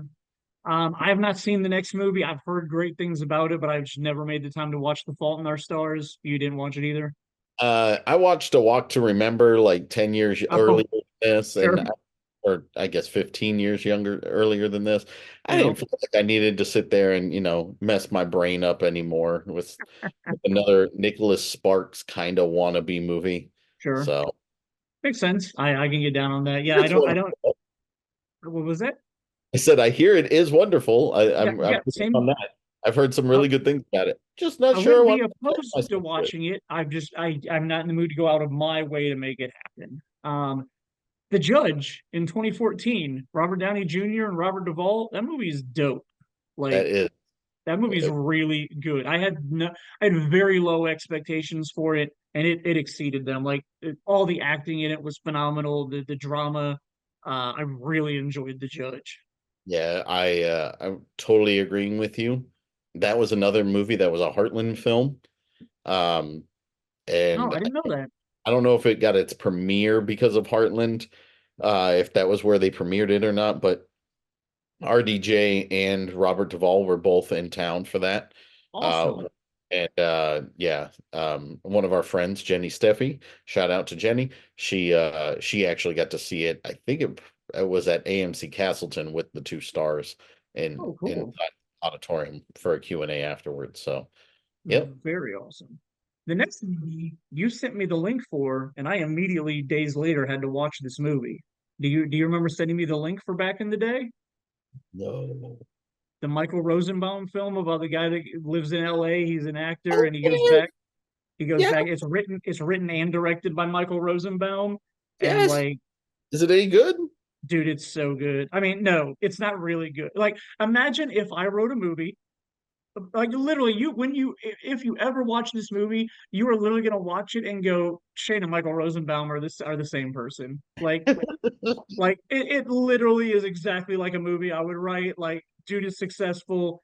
Don't So, stop, stop. I don't. I want to know anything else. I will watch it before our next episode. all right, cool. Yeah. I'm gonna say this. You're gonna watch it, and then I will tell you, Shane would have written the third act a little differently. And when you get there, you're gonna understand what I would have written differently. But we'll Absolutely. talk about it. What's that? Okay. I said Yeah, it's absolutely. I'm excited about this. yeah, and like I mean, don't get excited about it. Lower your expect. It is like I said, it's a Shane level movie. Like it's reunion. It's I'm not worried about it. You okay. get that sense from the trailer anyway. So Yes. Yeah. So I recommend it. I think it's on Amazon Prime or yeah, I think it's it was. on one of the streaming services. Yeah. I think I So was sick the day that I found it, and I was like, I think I hit play on it. To be uh-huh. honest, passed out because I was sick, uh, Gotcha. and just completely forgot to revisit it. But I will make it. And bro, it's a quick movie. It's like an hour and 20, like, and Marina Baccarin is in it, and like it's got some dumb stuff in it. It's got some stuff that I don't care about, but like as far as like what the movie tries to convey, I mean it's 100% up my alley. So I Oh, did enjoy it. Good. he made he does a podcast, Michael Yep. Rosenbaum, Really uh, good one. and he had somebody, Nathan Fillion on it, and they were Oh, talking about some stuff, and then they were talking about Morena Baccarin, and he was like, "Oh, I worked with her on this," and then I was like, "I've never heard of this movie," so that's why I looked it up, watched the ah, trailer, was like, "Oh, this is Shane, this is absolutely. so." Yeah, you sent me And that like trailer, and I would say within a week I watched that movie. Like, yeah, so, very enjoyable. And I love Michael Rosenbaum. I'm gonna give a shout out to the Mars Callahan film Pool Hall Junkies, which was the first, like, far before he was ever Lex Luthor. He was the younger brother on Pool Hall Junkies, which I absolutely love. I don't think it was way before. I think Pool Hall Junkies was after Smallville, bro. It was 2003. And I thought Smallville started in 99 or 2000. I didn't think it started that early. I don't think he, 2001. what year did he start on it though? I don't think he was on there in the beginning. Excuse me. I don't think Uh he was like. What's his first episode that he was on? 217 episodes. He Oh, was hold on, I'm looking it up, dude. Calm down. well, I mean that's a lot of episodes. Maybe he was on there from the beginning. So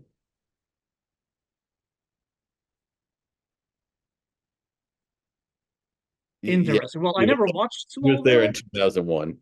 All right. Well, cool. I never watched Smallville, so I completely stand corrected on far before Smallville. I really thought Smallville started later in the 2000s. But yeah, I never watched it. So But you okay, would have fine. loved it from Urban Legend anyway.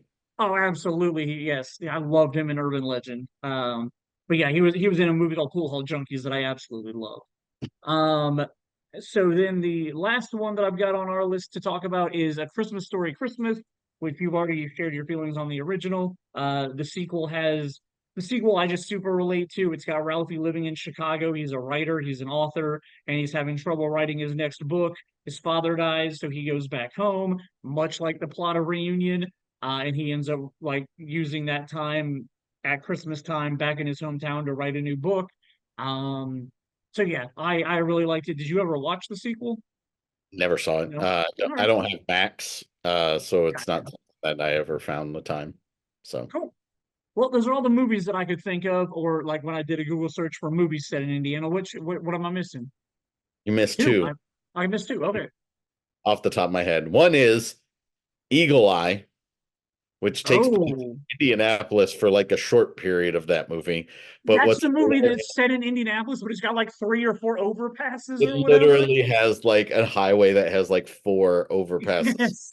I top of forgot the list. about that. It's Yeah. obvious that it's still LA. It is not in it's not in Indianapolis, but they claim that it is. That was one. And I only Well, remember it because of that ridiculous, yeah, like, I do we remember that now. didn't have that. Because it's like, yeah, that was so silly and stupid. And then the other one that popped into my head is A League of Their Own. Like, it takes place in South It's in Indiana. Bend, and it takes place in all over Indiana, dude. Okay. I So didn't realize that. I yeah, didn't think about that when I thought about. Okay. so Oh yeah. my God. I forgot one of the most important movies that's set in the state of Indiana. How could I forget this movie? It's a movie that you have to watch before December so that we can talk about it on our final Christmas episode. In 2003, there was a movie called Secret Secret Santa. Santa that takes place in Indiana, and I cannot believe I didn't think about this when I put this list together. Secret Santa is the greatest movie that has ever been set in the state of Indiana. Oh my God, I'm so sorry to the filmmakers of Secret Santa and to Jeannie Garth and all of the actors that were involved in this phenomenal movie. I should retire from podcasting after that oversight on my part. Yep, I screwed up. Well, let's try to recover from that. There's some other pop culture stuff that was said in Indiana that we can talk about. Most important to me and biggest that I can think of is Jim Davis being from Muncie, Indiana, setting the entire Garfield franchise in Muncie, Indiana. And he was a student at Ball State, so I love Garfield. I'm excited to watch it. Well, I mean, the new movie's out, and I haven't even made the time to go watch it yet, so I'm obviously not that excited. But yes, what's up? James Dean. Oh yeah, James Dean. Yeah. He's not What is on your list. he is not on my list. Um David no. Letterman. David Letterman. Yeah, yeah. I don't really have a whole lot. Oh, I have some musical artists on this list. But I've got some fictional people. Dr. Sam Beckett from Quantum Leap was from Elk Ridge, Indiana. I don't even know if that's a real city. But were I've you heard a of fan of Elkhart. I don't know if I've ever heard of Elk Ridge. yeah, I agree. Were you a fan of the original Quantum Leap show? Obviously it was Yeah. time travel, so I loved it. Yeah, I did really enjoy the original. So Did you ever watch Star Trek Voyager? oh yeah, Jane. Yeah. Jane Catherine was Janeway. Yep, she was from yeah. Bloomington, Indiana. And don't they And have a then statue of her? I believe so. Yeah, I'm pretty sure. And I think she was. I think there's a picture of her with the statue one time when she was in Bloomington for something. Yeah. Um, do you remember a little TV show? I'm pretty sure you're going to remember this. You remember Good Morning Miss Bliss? Duh. Yeah. Awfully The pre convenient that the entire group who was friends at Good Morning Miss Bliss all moved to LA at the exact same time, Mhm. including our teacher. Yep, So that including the principal. Miss Bliss didn't move with them, but the principal did. I could have Mr. sworn. Belding moved, but Miss Bliss after they converted it to Saved by the Bell, she wasn't on the show anymore. Oh, okay. Yeah, because like Good Morning Miss Bliss was like middle school, and I don't know why they originally set it in Indiana, but then after that first season, which is like their seventh or eighth grade year, when they moved it and rebranded it as Saved by the Bell and moved it to California, Haley Mills did not move with the show, but Mr. Belding did. Yeah, so you had Zach Screech, Screech, Lisa, and Zach Lisa, were the only three that were moving Mr. with the Building. show. Yeah, and Mr. Belding. But yeah, so that was originally set here in Indiana. Stranger Things is probably the absolute most popular thing that's ever been set in Indiana TV wise, I think. Yeah, Yeah. definitely. And then I've seen a couple of episodes of Parks and Recreation. But I'm not a huge enough fan. But I feel like it definitely put us on. I know like Andrew Luck guest starred on a couple of episodes. I watched those. I know some other Indiana celebrities have been on the show. Have you ever watched it at all? I think I watched one episode. I'm Gotcha. not a huge fan of The Office either. So like, and it's very similar style wise. Yeah. I find Aubrey Plaza and oh, the deadpan humor guy. He's married to Amy Poehler. I'm drawing a blank. Like I said, I do not watch the show very well. Ron Swit Oh, Swit. Ron Swanson. Ron Swan- Swanson. He's fun. Which is not his name in real life. What is his name in real life? Oh, That's his character's name. Is Ron dang it. Swanson. It is Nick Offerman. Yeah. That was pretty funny. So Yeah, he's got some moments that I've seen like clips of and whatnot. yeah, but The Joy of Painting. Go ahead. I don't even know what the joy of painting is. Bro, that's the dumbest thing I've ever heard you say. Bob Ross. Oh. Get some happy trees. Happy Tree. Yeah, exactly. That was filmed up in Muncie. Yeah, because he actually you can take classes like at his school, Yeah. uh paint like him or whatever. So There's a really good documentary. I don't remember where I watched it at. It's on one of the streaming things, but there was a documentary about how essentially his business partners literally screwed him out of millions of dollars.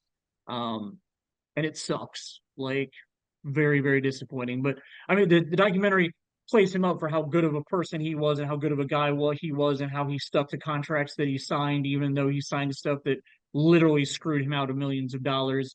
And it kind of paints his business partners in a bad light, but kind of shows how good of a guy he was. So really, really good documentary. I think it's only like 90 minutes long. It's quick and easy. Jackson 5 are from Gary, Indiana. what? Do you think the Jackson family or John Mellencamp from Bloomington is like a bigger Jackson. Indiana pull? The Jackson 5? Yeah, I can give you that. Yeah. Well, and like was Janet even was Janet in the Jackson 5? No. Okay. Yeah, it was the guys in the family in the Jackson 5. That's right. Yeah, yeah. Michael was the youngest that was in the group, and Janet is younger than Michael. Got it. Yeah, very cool. So yeah, so I feel like the Jackson family are probably the biggest musicians that have ever come out of the state of Indiana. I would agree. Any what's up? I said I agree. Anything else other than who was it that you mentioned that I had forgotten to put on this list? You mentioned somebody. David Letterman. David Letterman. Yeah, yeah. Anybody else that I forgot from my list? Well, I mean, you got Ron Glass, who was born here. Uh, Oh, he was at really? Evansville. Uh, Oh, I'm an idiot. Also, Mike Epps is from Indiana. Mike Epps just revved the game four pace car at the Pacers game. Mike Epps, which I've met Mike Epps' father 25 years ago when I worked at a video store up in Geist. His dad was his dad was okay. He came in and talked about his son a lot. Um, nice enough guy, very obviously proud and dad. you were trapped. What's that? And you were trapped. You couldn't Yes, go yeah, anywhere.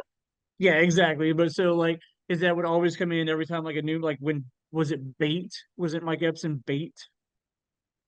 I remember Jamie Foxx. That Mike Epps might have been in that movie. Yeah, like it was some like really crappy 2000 action movie that he was in, and like his dad came in and was like just talking this movie up, and I was like, no, sir, I've seen this movie. It's garbage. Like it's really bad. Wasn't he in Um, All About Benjamins? oh, maybe that's the one I'm thinking of.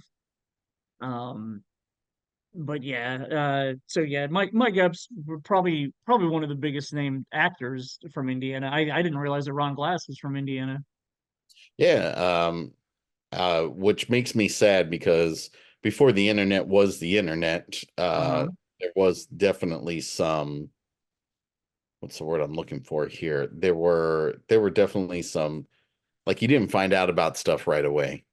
Sure. So Serenity, when Uh-huh. all our favorite movies of all time, right before that was being released, they were trying to create word of mouth. And so Okay. one of the things that Universal did was they showed the movie early, and a lot of these screenings had Q&As afterwards with somebody from the film. Oh, And I didn't find out until the day of the showing at 96th Street, and Ron Glass was there. And oh but by wow. the time I found out about it, it had been sold out for like a week. Sure. Like, and it was because holy moly, look at that. Mike Epps is one day younger than I am. He's Oh, really? November the 18th, and he's also 10 years older than I am. So, Gotcha. but What was that movie? You looking at his movie that he was in 2000? Yeah, I'm looking at the 2000s. Yeah, he was in Bait. You were right. He was Okay, in. yeah, that's the one that his dad came in and was talking up, and I was like, no, sir, I've seen this movie. It is complete garbage. He did do All About the Benjamins. He did Okay, Malibu's Most Wanted. you know, Um, I liked him Jamie in Kennedy. what was the? I thought he did. He was in one of the Friday movies. He was in the second and the third one. There you go. You know,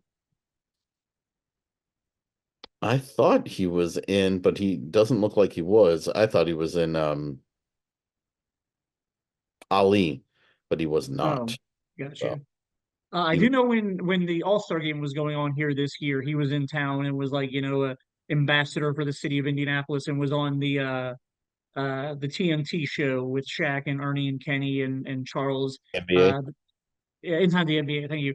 And they were recording in like the lobby of Conseco or Gainbridge Fieldhouse. They were recording in the lobby, and he was their guest. So it was really cool for them to talk to him about the city. And I was never like a huge fan of his work, but everything I have seen about him as a person, he seems like a really cool guy. Yeah, totally agree.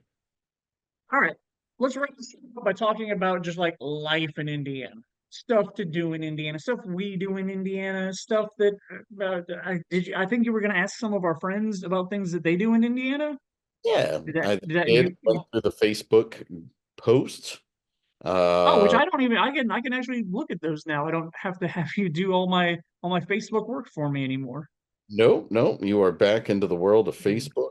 Back Uh, on there as are- little as possible, but I do have access again. I have three things that came up from our friends on our group. Cool. Uh, Let's talk about it. First one is Miss Annette, longtime contributor and Hmm. and previous guest of the show. She talked about how she loves going to car shows around the city. No big Oh, surprise. not a Uh, surprise at all. the IMS, Gator Motorsports, Graham Rahal, uh, Slate Automotive, and just Cars and Coffee, where they hang out. And she says it's amazing to see unique car builds and supercars and some movie cars too. So much fun. So that comes from her. Second up, we had You Tim ever, Pennell. well, real quick, have you ever? So I think I've been to one car show in my life because I think on New Year's Day down at the convention center they do some kind of car show, and I have memories of going to it one year. Have you ever been to a car? Like it was cool, but I don't remember it very well. Have you ever been to a car show?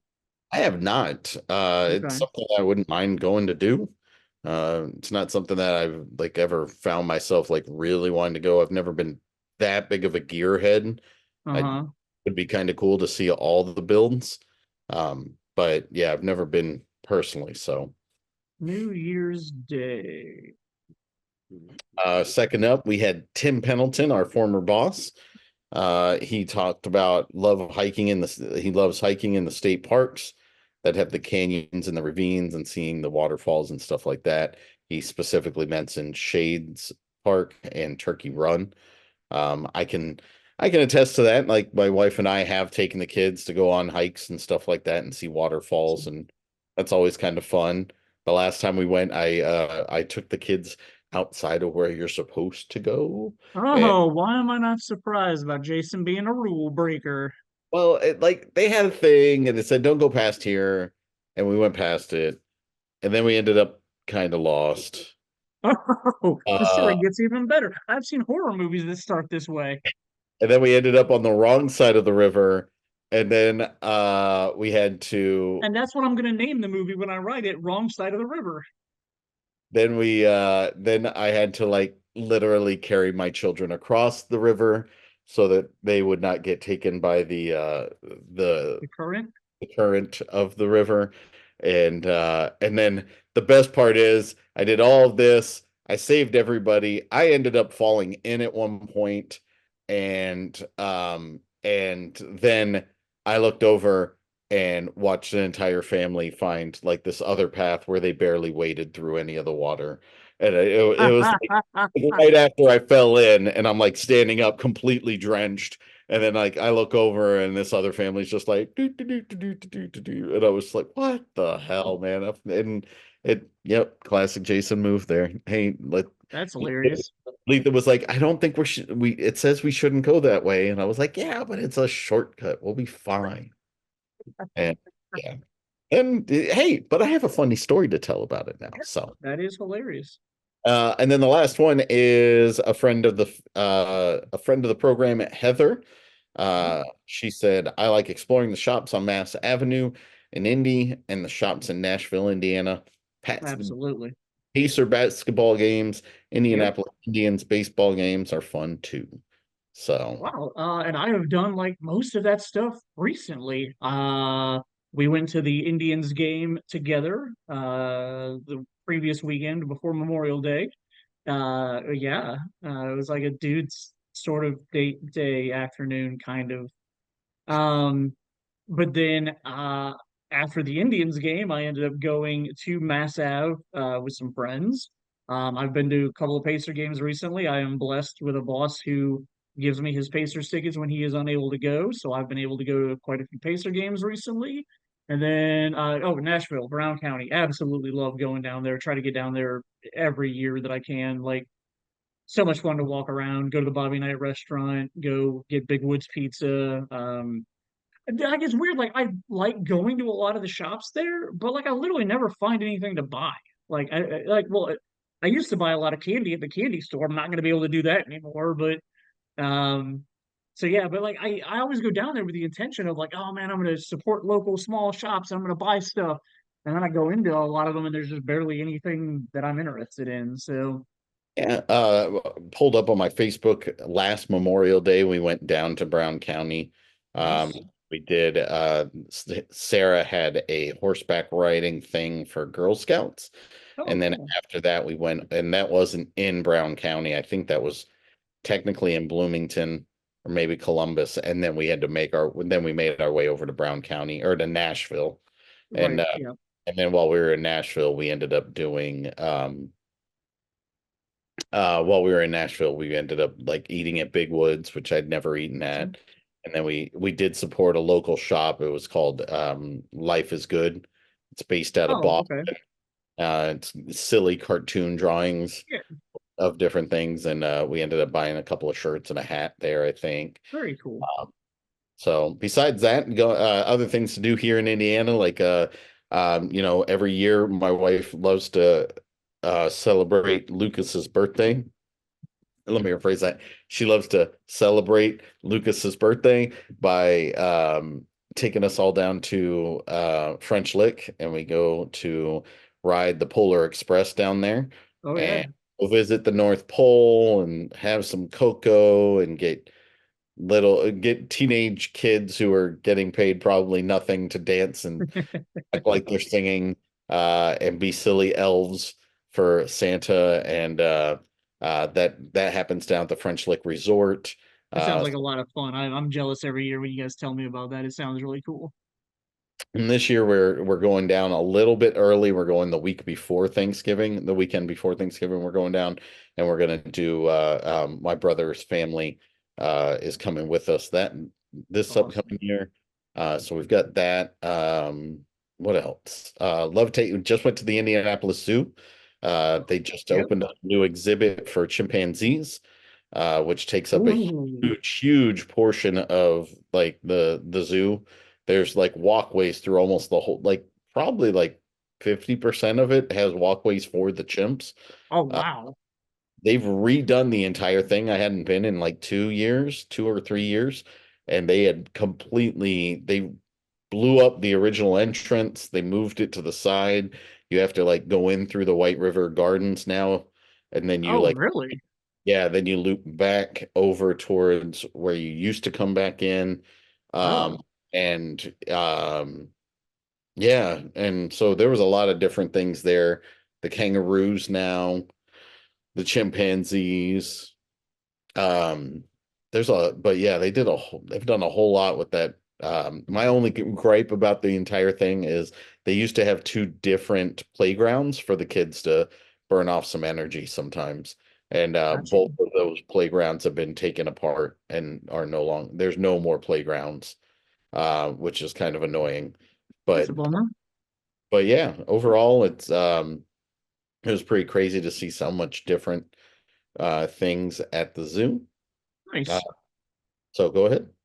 I like going to sporting events. I don't go to the Indians as often, but it was fun to go with your family last weekend. Go to a lot of Indy 11 matches. Last year I only missed two the entire season, I want to say. I've already missed more than two this year. I've just this year has not been as good scheduling wise for other stuff that I've got going on in my life. So, but I'm going to try to get to some more Indy 11 games. Pacers games, like I said, I'm blessed with my boss is a huge Pacers fan and knows how big of a fan I am. So he gives me his really good tickets when he can't go. So I am very blessed by being able to go to those games. Um, let's see I don't go to as many fuel games as I want to, but once the fuel move up to Fishers, I'm planning on probably getting season tickets at that point because it'll be a lot closer. And I just don't know why I don't really like going to the fairgrounds anymore, which is weird because like when I played hockey, I was at the fairgrounds like 5 nights a week, like because that's where we practiced at and whatnot. So I don't know. I just don't like going to the fairgrounds anymore. So I don't really go to the fuel games as often as I should. But like I said, when they move up to Fishers, I'll probably start going more often. Um, obviously Colts games, I go to the home opener every year, and then in December, a group of us get together to go for Steve's birthday every year. This year, I am going with a group of people up to Green Bay for the Green Bay Colts game, so I'm super excited about that. Granted, that's not in Indiana, so I don't know why I brought it up. Doesn't really matter. Um, what else do I do around town? I mean, obviously concerts, and I am super excited about the concert that we're going to on August 10th or whatever day it is. We have our Creed tickets. We officially have seats. We're officially going to see Creed together. I'm finally going to get to see them. So excited. Thank you for tagging along with me on that. And like, yeah, I'm very excited about that. I know we're going to Sammy Hagar this summer also too. I think the Goo Goo Dolls are coming back. I haven't looked into those tickets yet. But yeah, I mean, like obviously I love Deer Creek, but you and I have gone to White River Garden a few times together, and I don't mind that venue either. Like it's decent. It's fine. I don't feel like I have a preference on either one of them. I like the seats better at White River than the seats are always better than the lawn, but I feel like the lawn at White River isn't nearly as good of a lawn as Absolutely not. Creek. So Like the fact that the lawn like literally goes down a hill. So like I literally like when we've gone to concerts, there are people that just I mean, I guess they're just there to listen to the music. They don't care what it looks like, but they're like laying on that back side of the hill, like not even watching the show. So, but I mean, again, you get to hear it, so I guess that's more important to some people. But yeah, that the back of White River Gardens lawn is very weird. I don't know why it is the way it is. yeah, I don't know either. Yeah. Some of the things I'd love to do in Indiana at some point Yeah. in time, I'd love to go do the catacombs in downtown. Um, Oh yeah. that would be kind of cool and creepy, I would imagine. I Uh, think you're right. That would be fun. especially if you could go sometime in like the month of October. Might be Sure. really but yeah, not a big state fair person. Um, But you've gone before. Like I know your brother's a big state fair person because I love going to the state fair with your brother. And I know you've tagged along, your family has tagged along sometimes when I've gone with you because your brother used to make it a point every summer to come back during the state fair so that they could go. yeah, I don't know. I'm just not a state What fair is it guy. you don't like about the state fair? Like the food is delicious. Yeah, it's okay. I don't know. I'm just not a huge state fair guy. I don't know if it's like I'm fared out from when I went when I was a kid. Oh, okay. But and we never went to the state fair that much when I was a kid, but we used to go to like all the like pop-up fairs that would show up places. They had one on the fort, right? They had one that was like near building one. Yeah, I Yeah, for remember the that. long time they had one in right there at Building 1 in like Lawrence Park area. Yeah. Um, and we used to go every year to that. And then there was always like a big firework, and that was always around July 4th, I think, because they always did like a big July 4th fireworks display. I remember as a kid, that was where my dad would take us for 4th of July. We'd go and park like more east of Building 1, but we like actually kind of near where the movie theater was, where there's like a whole bunch of like apartments now or whatnot. There used to be fields and whatnot over there. That's where my dad would take us, and we'd go watch the fireworks there on the fort. Yeah. Um, Um, State yeah. fair, concerts, and then like the last thing that we could kind of bring up, it's not really necessarily like Indianapolis related, is like day trips. Like I used to love going to Chicago. Well, I mean, Chicago I didn't really do day trips. When Scott lived up there, I would go up for like a weekend or for a couple of days, or we've gone to Comic Con up there and whatnot. But I've done day trips over to Cincinnati, Newport to go to Hofbrau House. Brown County we've talked about already. I haven't really done a day trip to Nashville, but I think you did one last year, right? We didn't do a day trip to Nashville. Oh no, that was Louisville. We did a Or Louisville. Louisville. Oh, sorry, Louisville. Sorry, Louisville. To go Yeah, see Sarah. same kind of like St. Louis and Nashville are a little bit longer of a Little, trip. yeah. I mean, we say that nowadays, right? Here we are in our 40s, and we're like 4 hours in a car. I don't want to drive that twice in the same day anymore. Nope. Uh, I'm too old. Well, Uh, and I know you bring that up. I do. When I was younger, I did when Eddie. Well, I used to day trip up to Chicago, and I would go up super early in the morning and hang out, and then a drive home super, and then get home at like 4 or 5 o'clock in the morning. Obviously, much younger. Obviously, probably shouldn't have been driving that far after drinking in Chicago, but definitely used to do some day trips to Chicago when I was younger, but then like not in a long, long time. yeah, and I Um, mean, Kings Island is like an hour and a half yeah, away. I yep. haven't done that in like 12 years. Um, Nick gets to do that as a part of his band next week. So my son Nick. So And so he's never been. oh he no. He went last year for the band Oh, trip. oh, oh, okay.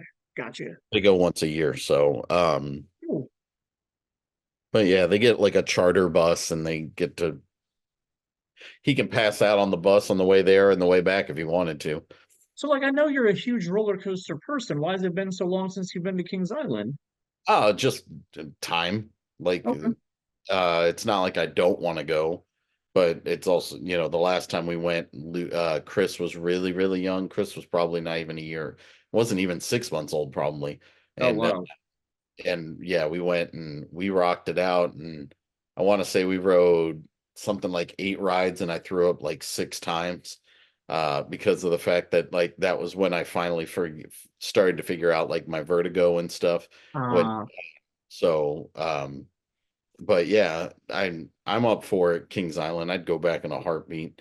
I'd love to go back to Cedar Point. The I went with you one time to Cedar Point. That was a fun weekend. yeah, that the Millennium Force is just such an awesome ride. That like there's no reason like that. Yeah, that was one of my favorite rides of all time. I think it was the first electromagnetic rail that I ever rode, and Oh, cool. how smooth it is. So, but yeah, I'd love to go back to Cedar Point. Problem is that out of my family of six, there's three of us that like to ride roller coasters. So Gotcha.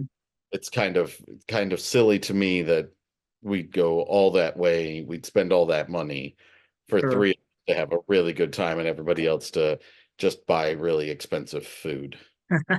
I'm guessing that you and your wife are two of them that like roller coasters. Who is the only child that does? Nick, Nick. Okay.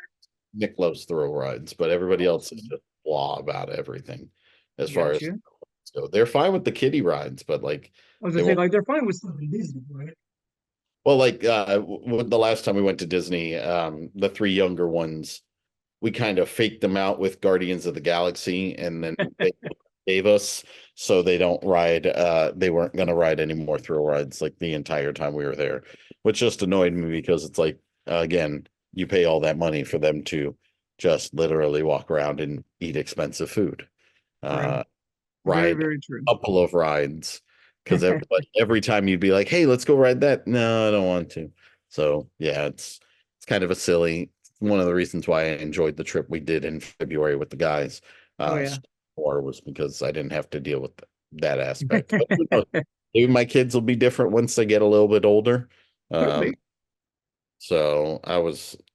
but yeah, I'm hoping at some point uh, grow a pair and want to ride. So we'll So, see. as an Army brat, as somebody who moved himself out to Boston in his late 20s, how do you feel about being back in Indiana and being an Indiana kid again?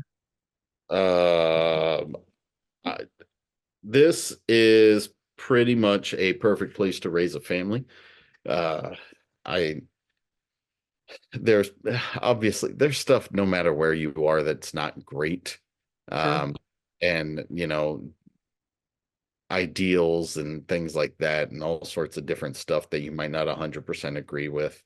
But but the hustle and bustle of a big city is just not something that I ever want. Like my kids can go, we can go visit. They can move there if they want to when they're older. Hmm. But like, one of the things that you can't beat is just like Letha and I always knew we wanted a bigger family. So Hmm.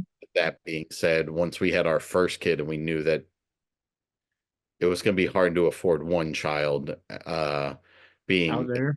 being in the suburb of Boston where we were, it was one of those things where it was like, wait a minute, like we can literally buy a house for one third the cost of it being out here. Uh, Gotcha.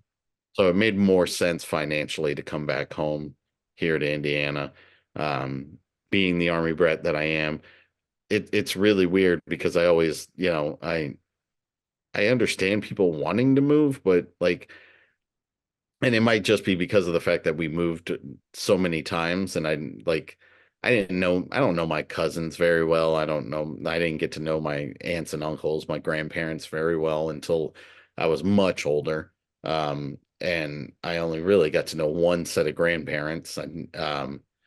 But like it's one of those things where it's like I'd much rather my kids be around family, my kids be around my friends as well, so that they can get so that, yeah, they have a more rich experience, I guess is the best way to put it. Because I always had to try and make new friends whenever we moved. And that was kind Yep. of like it was like, I mean, and granted, my brothers had it way worse than I did because me being what we moved when I was 2 to Germany, but leaving Germany and coming here was like such a slap in the face because I had so many really close friends in Germany, and then all of a sudden it was like, oh, we're leaving, peace out, and then you're like, what the hell's going on here? And then we moved here, and then heck, even some of my best friends here, they were all.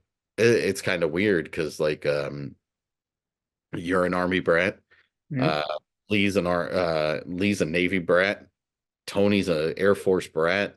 Mark's a Army brat. Like, you have all them. You have friends of mine that I got really close to at school who ended up becoming Army brats and like shipped out before we graduated, um, and stuff like that. So it was just it's weird when you're an Army brat. So, glad that I have the friends that I have. I wouldn't trade anything for the world, man. Like everybody's just pretty dang awesome.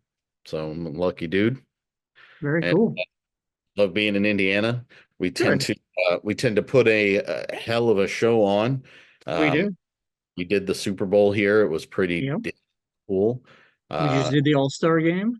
just did the All-Star game. I don't know if I doubt we'll ever get another Super Bowl here. But that doesn't really, I guess that doesn't really matter. But I mean, what? We were the hub for Star Wars Celebration for 2 or 3 Celebration 2 and 3. Yep. uh so I mean like you definitely, we make an impression. We know how to handle stuff here. Everybody's a good hard worker. So for the most part. So I would say yeah, I love Indiana, man. It's a great place to Awesome. be. Very Even cool. even when you're brought here kicking and screaming and know nothing. I didn't even know what the Indy 500 was when my parents were like, "We're moving to Indiana." I was like, "What the hell's in Indiana?" And they were like, "What are you racing there?" I was like, "Oh, what's racing? Like, what are you smoking? Like, why is this cool?" Like, I thought when we lived in Germany that we'd be moving back to Massachusetts when we came back Ah, stateside. gotcha. So my dad was hoping, oh man, it was Indiana or Oh crap, I can't remember where the other one was. I can't remember. He was hoping for somewhere else and we got stuck here. And then I'm not sad. I'm happily married and wonderful kids and wonderful friends. And so it's one of those things where like yeah, like oh man, I can't remember where the other one was. I can't maybe it was Baltimore. I want to say it was somewhere on the eastern seaboard, but it wasn't Massachusetts. Interesting. Yeah, and my dad's an East Coast guy. Like he just even to this day, if he won him all the money in the world, he'd be buying a place somewhere in Massachusetts and be retiring a beach bum, as he always him and his That's dog. awesome. So, what about you? Oh yeah, man. It's weird, like being the army brat that I was. Like the first between first grade and sixth grade, I was in 8 different schools. So I had a very hard time. And I didn't have a hard time making friends. I had a hard time keeping friends. Like I was just moving so often, and I think that's kind of just where part of my ridiculous personality came from, is because I just kind of everywhere that I went, I tried to make people laugh at me to make them think that I was cool and somebody they wanted to be around. Um, so sixth grade was the last year before we moved here to Indianapolis. Actually, well, when you were talking about your dad having 2 different places he wanted to move to, in a very small, weird, bizarre twist of fate, my dad had 2 options that he applied for when we were living in St. Louis, and that was Oklahoma City and Indianapolis. And he ended up getting the Indianapolis job, which turned out to be absolutely for the best because not long after he didn't take the Oklahoma City job, he would have been in, hypothetically, would have been in the building when it exploded. Oh, wow.